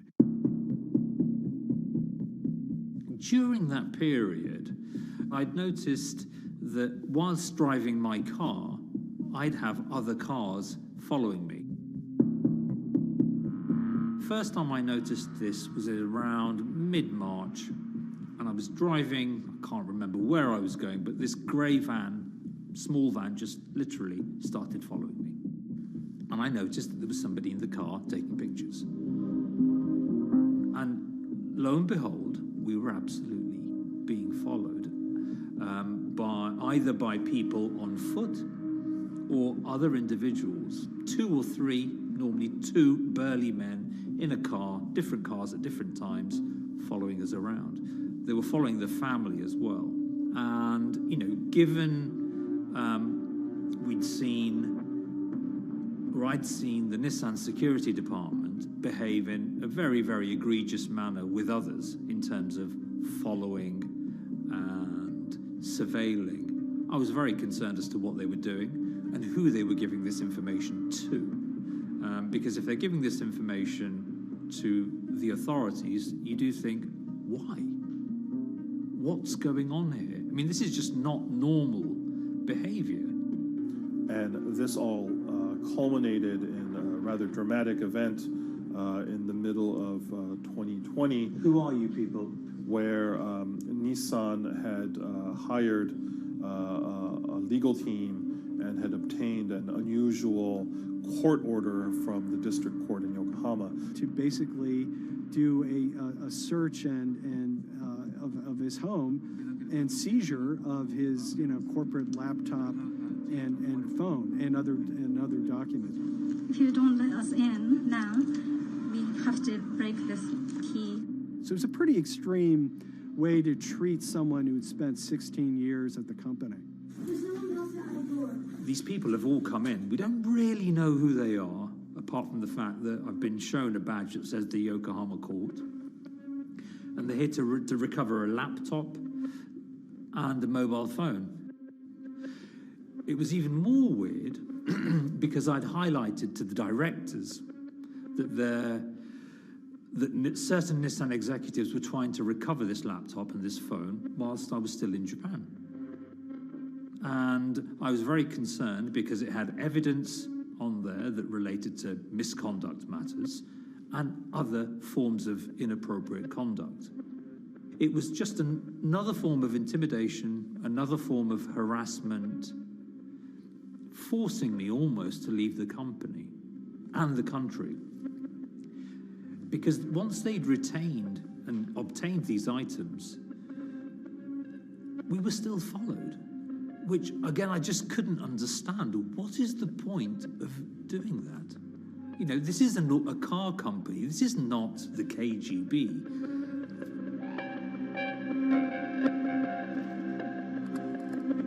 I think it's fair to say that Rob Posse didn't have full battlefield awareness of all the intrigue going on at Nissan. I mean, Harinata is interesting because he's both charismatic and charming, and one of the most brutal corporate infighters one could ever run across. This is a confidential company email, right? You should not have this.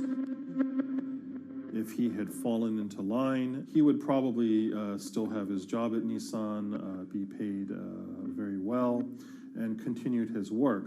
A career that he spent 16 years building at Nissan is irretrievably broken. It's been smashed to smithereens.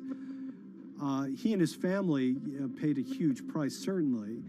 But in terms of being able to sleep at night, I think, he's come out ahead. I highlighted issues to the highest levels of the company so that they could be dealt with appropriately by those in charge. There was no response to those, and there was retaliation against me.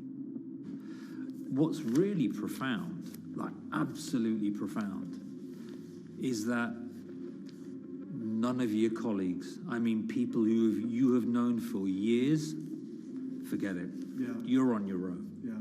And you got to be ready for that. You've got to be ready for that if you take it on anyway.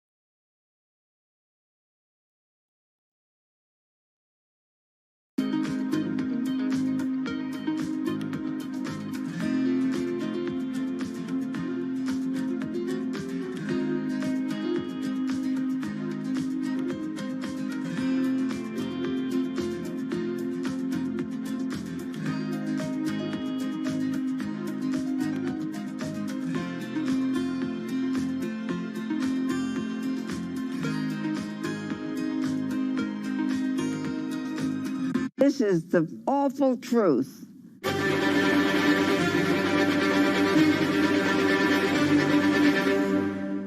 There's always someone in the family that's pushing it.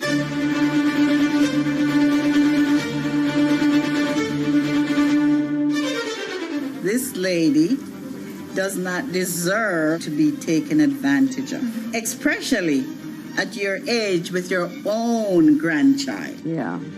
My grandma is having to sue them. I'm testifying against them. Nobody's talking. They're one floor below right now. I get afraid to go in the elevator. It's sad that it had to devolve to this. It's like a soap opera. It's a very sad thing. It's a family feud. A family feud. Here's a family that, on paper, you would think has the wealth that so many people seek, yet at the end of the day, it seemed to sort of rip everybody apart.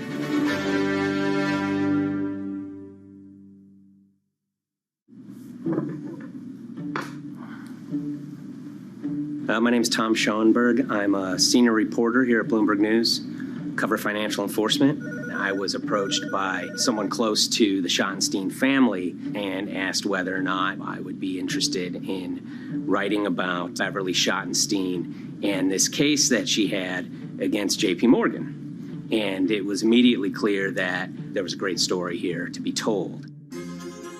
So I started just, assembling all sorts of documents that the family made available to me. That included a diary that Beverly had begun writing when she started having suspicions about what was actually going on with her money.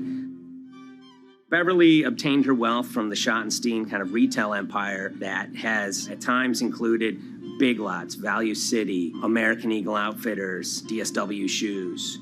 Beverly's husband died, and at which point they sold off their portion of the company, bringing them an enormous amount of wealth at around 1990. Estimates of her wealth were around $90 million. She, for many years, had that pool of money being managed by outside advisors. Her grandsons in the late 2000s had both graduated and were becoming financial advisors. She gave them a little bit to work with, and over time, her grandson, Evan, became the trustee of her entire estate.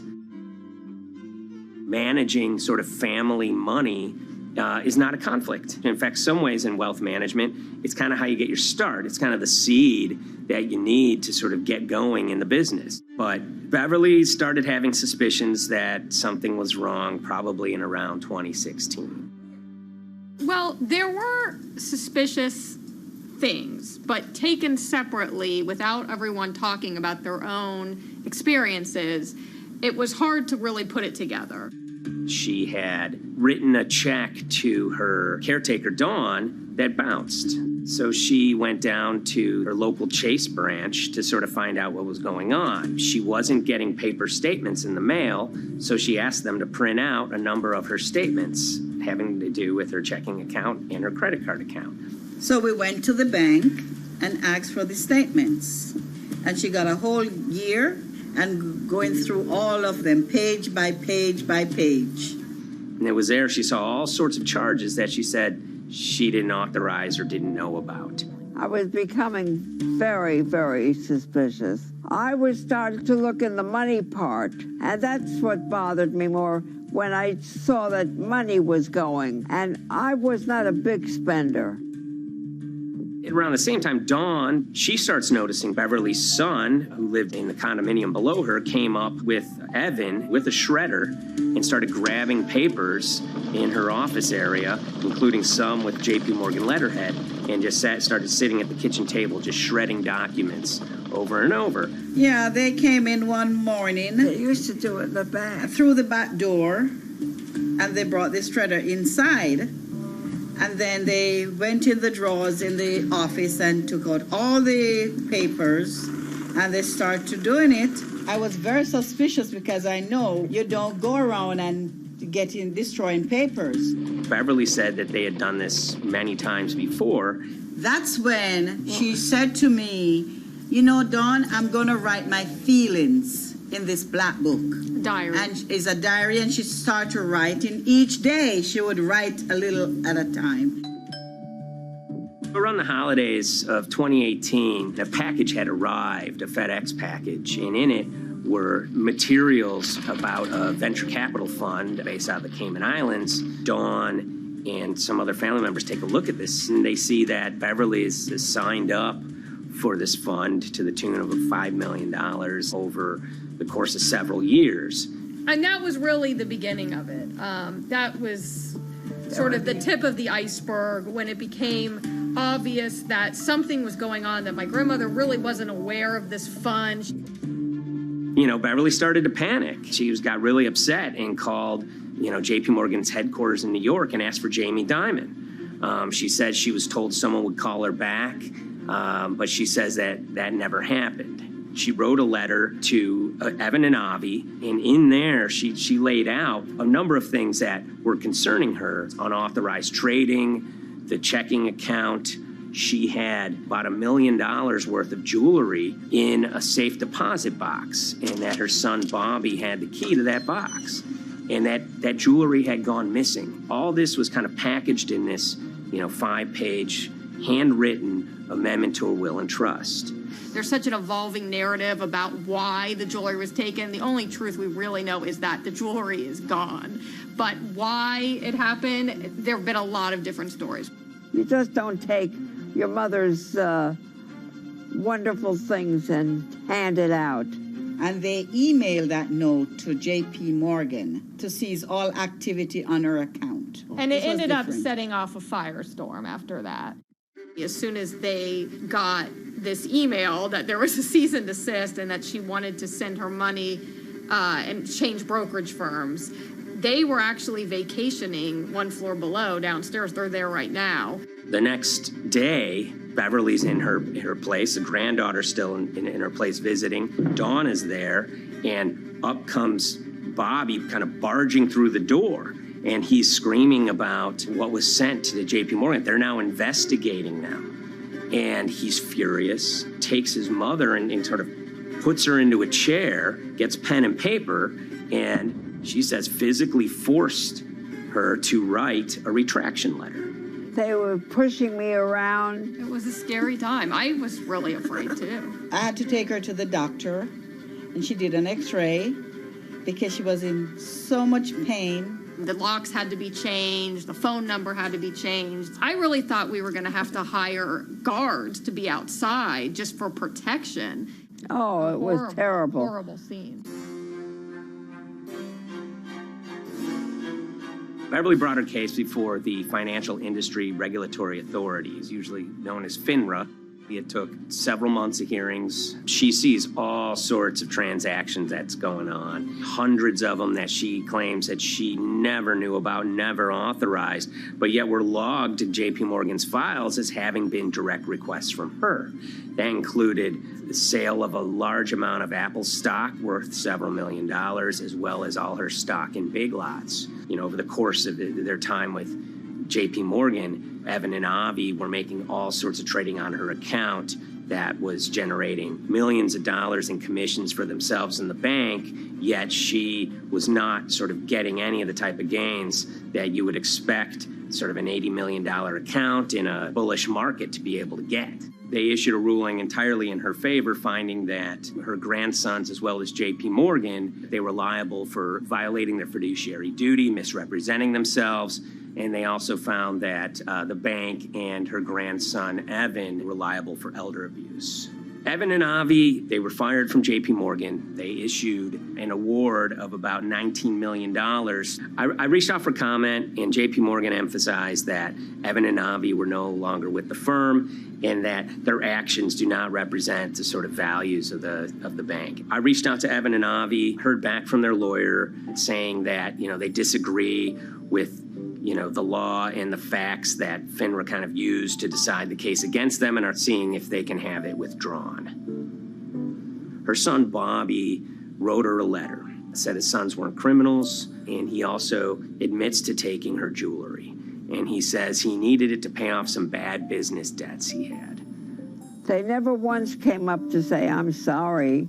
If there had been an apology and some acceptance, and asking for forgiveness from my grandmother, I don't think we'd be in the position that we are now. Since the piece came out, we've received dozens of messages from people, many of whom are telling their own sort of personal tales of, kind of financial advisors gone bad, or family members who got control of an estate and abused, those within. Seems that it's really resonated with a lot of people. I keep, hearing a lot of feedback about Beverly and how, a lot of people feel she did the right thing. You're never too old to stand up for yourself and try to right an injustice. She was adamant that she wanted to stand up for herself, but at the end of the day, they did wrong. It's a painful life lesson. You know, Beverly taught them that you don't mess with grandma.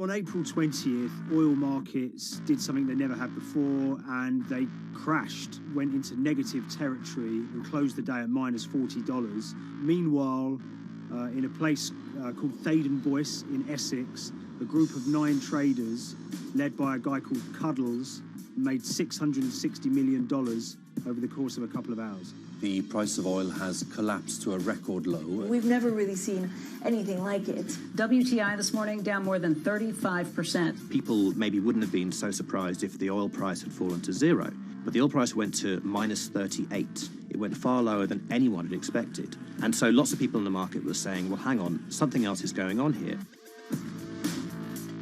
A couple of months later, I started to get wind through a kind of network of sources that a tiny firm in the outskirts of London had made a huge amount of money that day and potentially had some part to play in what happened. The information we got was that 9 traders at Vega Capital London had made in the region of $660 million in one day. As a group, I think they made as much money in one day as Apple makes from its international sales in one day. I mean, it's an insane sum of money. Did they pull off a fantastic trade? Did they predict the way the market was moving and get it absolutely right? Or was there something else going on, and had they actually done something that breached market rules in a bid to sort of push the market? And that investigation is ongoing.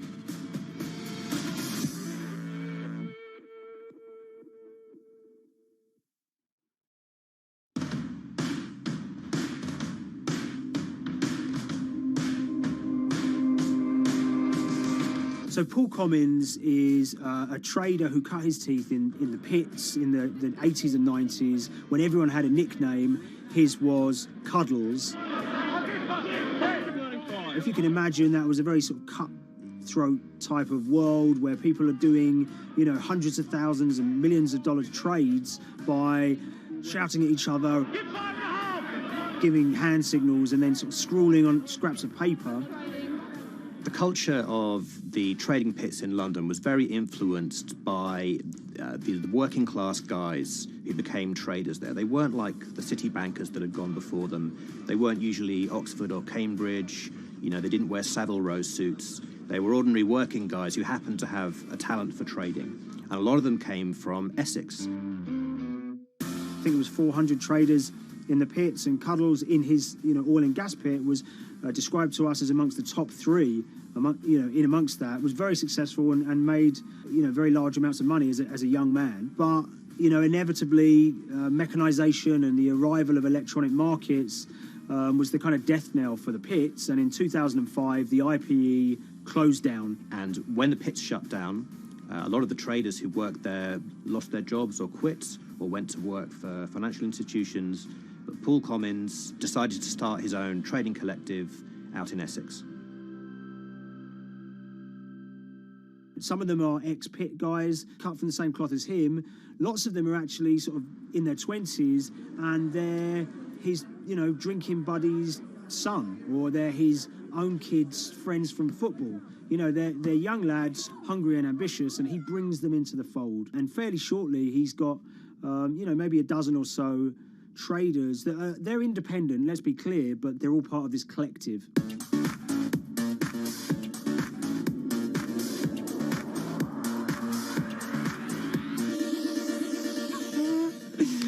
Yeah, I'll let Liam deal with Essex. I am from Essex, so I feel like I'm free to, to get into this. Sweet, as they say. If you were to ask someone in Britain how they would imagine a kind of Essex person, they would see someone who's maybe slightly flamboyant, with a sort of Cockney accent, a sort of Guy Ritchie-style accent. Not afraid to splash the cash, but it's probably pretty bright and has done well for themselves. Don't even make sense, does it? But, these guys, they drove around very nice Rolls Royces and Bentleys. They went to places like Marbella on holiday. Faden Boyce is a very wealthy place. You have to have considerable income to be able to afford to live in that village. It's a really nice place to live, and it's 20 minutes tube ride away from the city. Earlier in the summer, we have this lead, which is that there's this tiny firm called Vega Capital London, and they were the biggest winners from the biggest oil crash in history. Anyone that covers markets is going to be surprised about that. You're thinking your BPs of the world or your Glencores, but there's this tiny firm. And one of the big challenges that we had was actually finding out who worked with Vega Capital. It wasn't immediately obvious, and at first we had absolutely no idea. If you go to the Vega Capital website, it says it's under construction. If you do basic online searching, it's very difficult to find anyone who's publicly connected to the company. So inevitably, we're incredibly curious at this point. Like, who the hell are these people? The more reporting we did, the more it became clear that this group were connected socially as well as professionally. They went to weddings together, they played golf together, they would go on holiday together. We found out that a number of them were members of the West Ham Supporters Club in London. A few of them started companies together, so you could see all the connections between them and start to see a distinct group emerging. And it really just was this kind of shock that, this wasn't just like a hedge fund or a firm you'd never heard of. This was actually a group of buddies who all had the same experience on this day and had all made a huge amount of money. So if you're an oil trader, there's a number of different ways you can trade, and probably the most popular is WTI futures contracts. And it's basically a contract that says, I'm going to buy 1,000 barrels of oil from you at this point in the future, or I'm going to sell 1,000 barrels of oil to you at this point in the future. It's actually just a financial contract to gamble on to predict whether oil is going to go up or down. On the 20th of April in Essex, there had been signals for a while that this was going to be an exceptional day in oil markets. And we know that some of them arose early and started their trading in the early hours of the morning while it was still dark outside. Essentially what they were doing is buying contracts that gave them an obligation to buy oil at whatever the price ended up at 2:30 p.m. So they're basically placing a bet that oil was going to fall throughout the day. But they're simultaneously selling lots of oil as well. And whether they make a profit and how much profit they make is the difference between what they buy the oil for and what they sell the oil for. Now, of course, we now know throughout April 20th, the price dropped and dropped. So this is going very well for them. They are committed to selling oil at these prices, and the prices are continuing to fall, which means they're going to be able to offset it and buy oil at cheaper at the end of the day. Now, once it gets to kind of 1:30, 2 p.m., that's when things start to get really interesting. Suddenly there's a kind of influx of buyers and sellers, as desperation increases in the market and trading volumes go up. Now at 2:08 p.m. exactly, something bizarre and unprecedented happened, which is that oil passes into negative territory. And it fell to a record level of minus $38. We've never seen anything like it, period, in terms of the contraction of the global economy. That huge gulf between what they were buying the oil for and what they were selling it for enabled them to make more money than they ever thought possible. So their profit was the difference between minus 37 and all of these positive numbers on every contract they sold. The price of crude briefly hit minus $37 a barrel. For one group of traders operating from a small office, it was a very, very profitable day. It's important to remember this had never happened before in the history of oil trading. No one could have predicted it. I can't think of another example of where you enter a trade and you get paid on both sides. You get paid both to sell and to buy. It's unthinkable. One thing we know about the Cuddles Trading Arcade is that they were very comfortable taking large risks. And, you have to be clear, this was a large risk. Yeah, we spoke to oil traders, both people that know these guys and people that don't, and they all say that this is, incredibly risky. And that's actually what stops a lot of oil traders doing trading like this. They simply aren't willing to stomach the risk. But Cuddles and his friends were. So when the kind of final calculations came down, the group of the 9 most profitable traders made $660 million or thereabouts between them. I mean, if you can imagine, I think 3 or 4 of them made in excess of 100 million each. One of the astonishing things about this trade is that 2 of the individuals who made more than $100 million in a single day were in their 20s. One of them was 22 years old. Only a few years earlier, he'd been posting on his social media about doing teenage stuff with his mates in town and going to see girls and rap music. And here he is a few years later making $100 million in a single day's trading. When me and Liam discovered that, we couldn't believe it. We couldn't believe what we were seeing.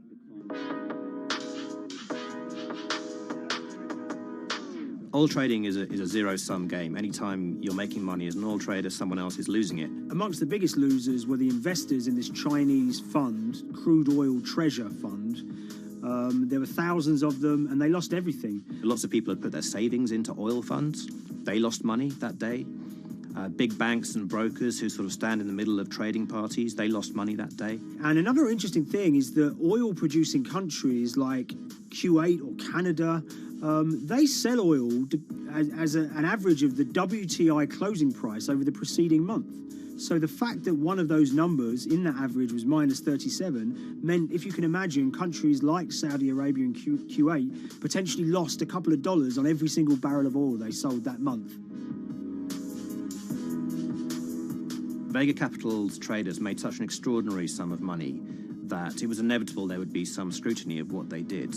But it wasn't just the sums of money they made.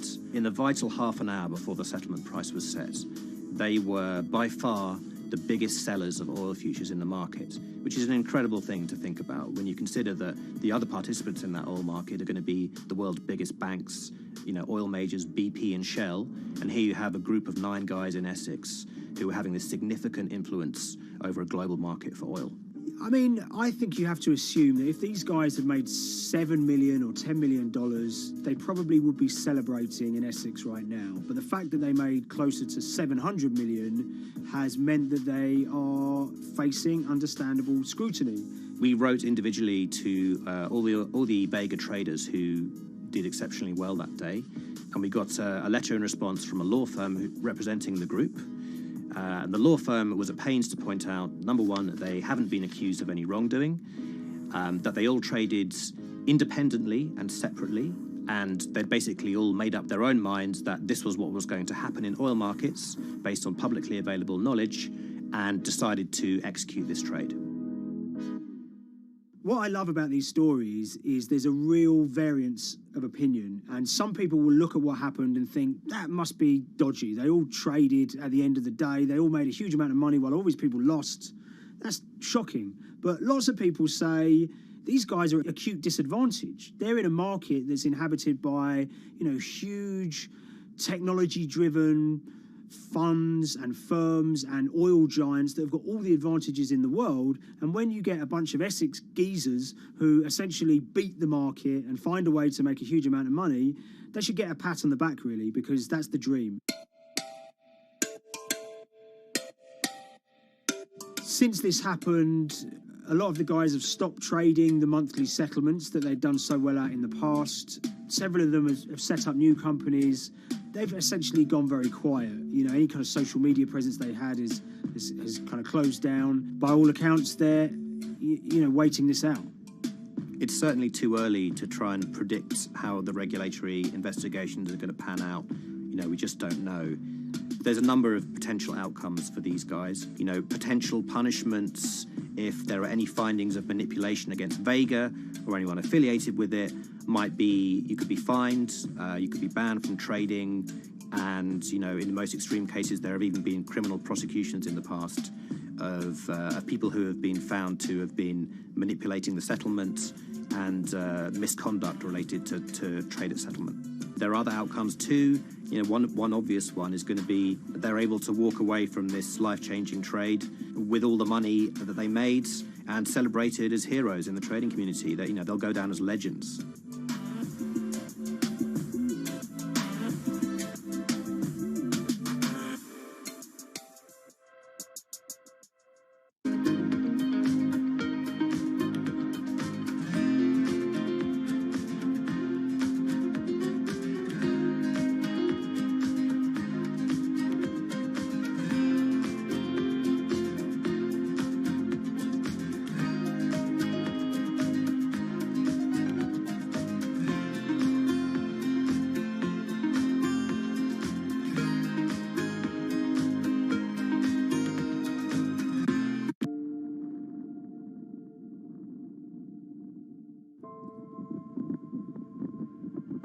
It's very important, given the nature of the climate crisis right now, for the general public to have an understanding of what progress is or is not actually happening.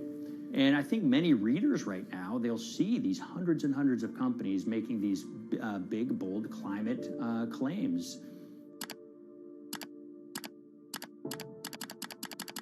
And they would be forgiven to think that, you know, we're well on our way to meeting the emission reduction trajectory we need to be on.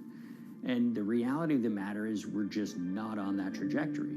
And a key reason for this sort of disconnect is the use of offsets that aren't doing what they claim to be doing.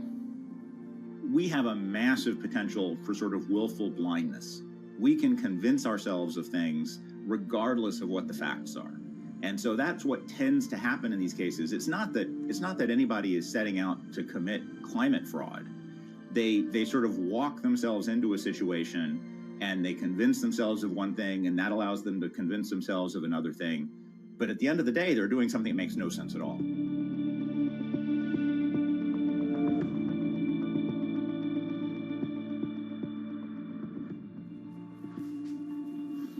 My name is Ben Elgin. I wrote the story about how the billion-dollar market for carbon offsets is setting back the fight against climate change. So one of the challenges in reporting on carbon offsets and trying to figure out what's going on is really finding good experts who have been steeped in this marketplace and are willing to candidly talk about it. One of the best people for this is a fellow named Mark Trexler, and I've been talking to him for more than a decade.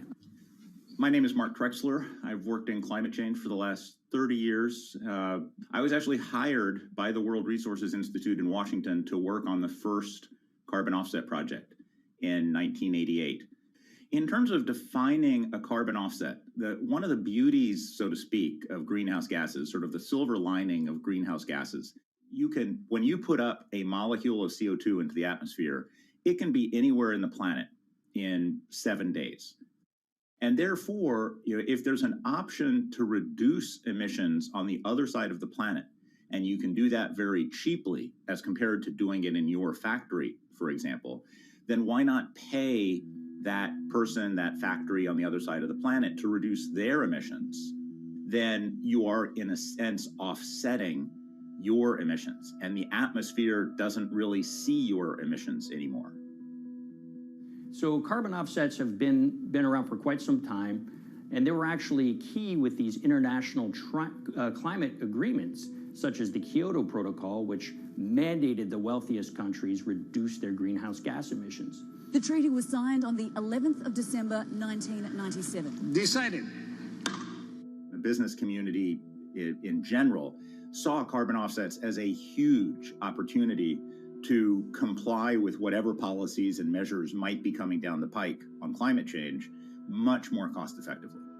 We've seen a huge surge in companies making big proclamations about how they're going carbon neutral or zeroing out all of their carbon emissions. We're going to reduce our carbon footprint to net zero. Unilever is committing to net zero emissions. We can achieve a net zero emissions world. We began looking at these corporate claims of dramatically reduced emissions, and we noticed so many of these companies were using carbon offsets to achieve these aims. And as we began to look at the carbon offset projects themselves, what we found is that the environmental benefits claimed by these companies are not actually what they seem to be.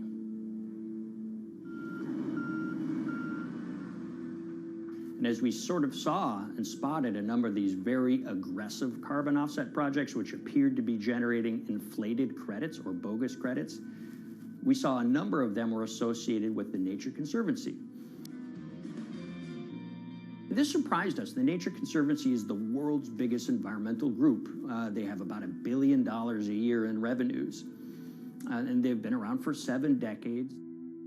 They've preserved about 125 million acres of land, and they've done so many good works over the years, and they've been very strong in terms of working with corporate partners. The Nature Conservancy has taken a different approach, a very pragmatic and pro-business approach. They will not go out and criticize a big polluter, but they're very happy to work with them. Some might say that, well, that's selling out, but others would say, and those at the Nature Conservancy would say, these companies have deep pockets. They can help fund important preservation work, and we have absolutely no problem working with them on this stuff. So companies are very warm, and they've partnered with the Nature Conservancy for many years. And yeah, it definitely lends a sheen of credibility to these projects. Here's 20 new reasons to visit Disney World this year. 1, 2, 3. If you look at, for instance, Disney, that's a sprawling company with theme parks and cruise lines that burn up diesel fuel. They have office buildings and television studios that consume electricity. So these companies are trying to make major reductions in their carbon footprints, but it's very difficult to change these fundamental ways their businesses operate. So Disney has been a big buyer of carbon offsets that are orchestrated by the Nature Conservancy. One of the projects that they buy from is called Pennsylvania Ridges. And that's a plot of land. Most of the land is actually about a 3-hour drive outside of Philadelphia. Interestingly, this land, 3,000 of these acres, was actually acquired by the Nature Conservancy in the late 1990s. This land was imminently threatened. There was a pending logging contract on this land.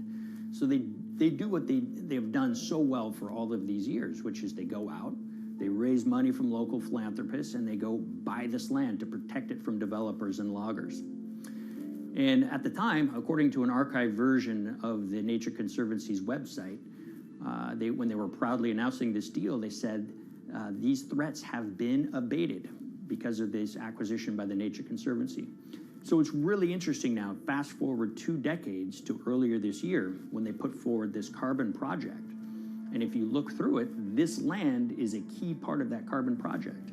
And what they're now saying is this land is now, once again, imminently threatened. 72% of the trees are going to be cut within 5 years.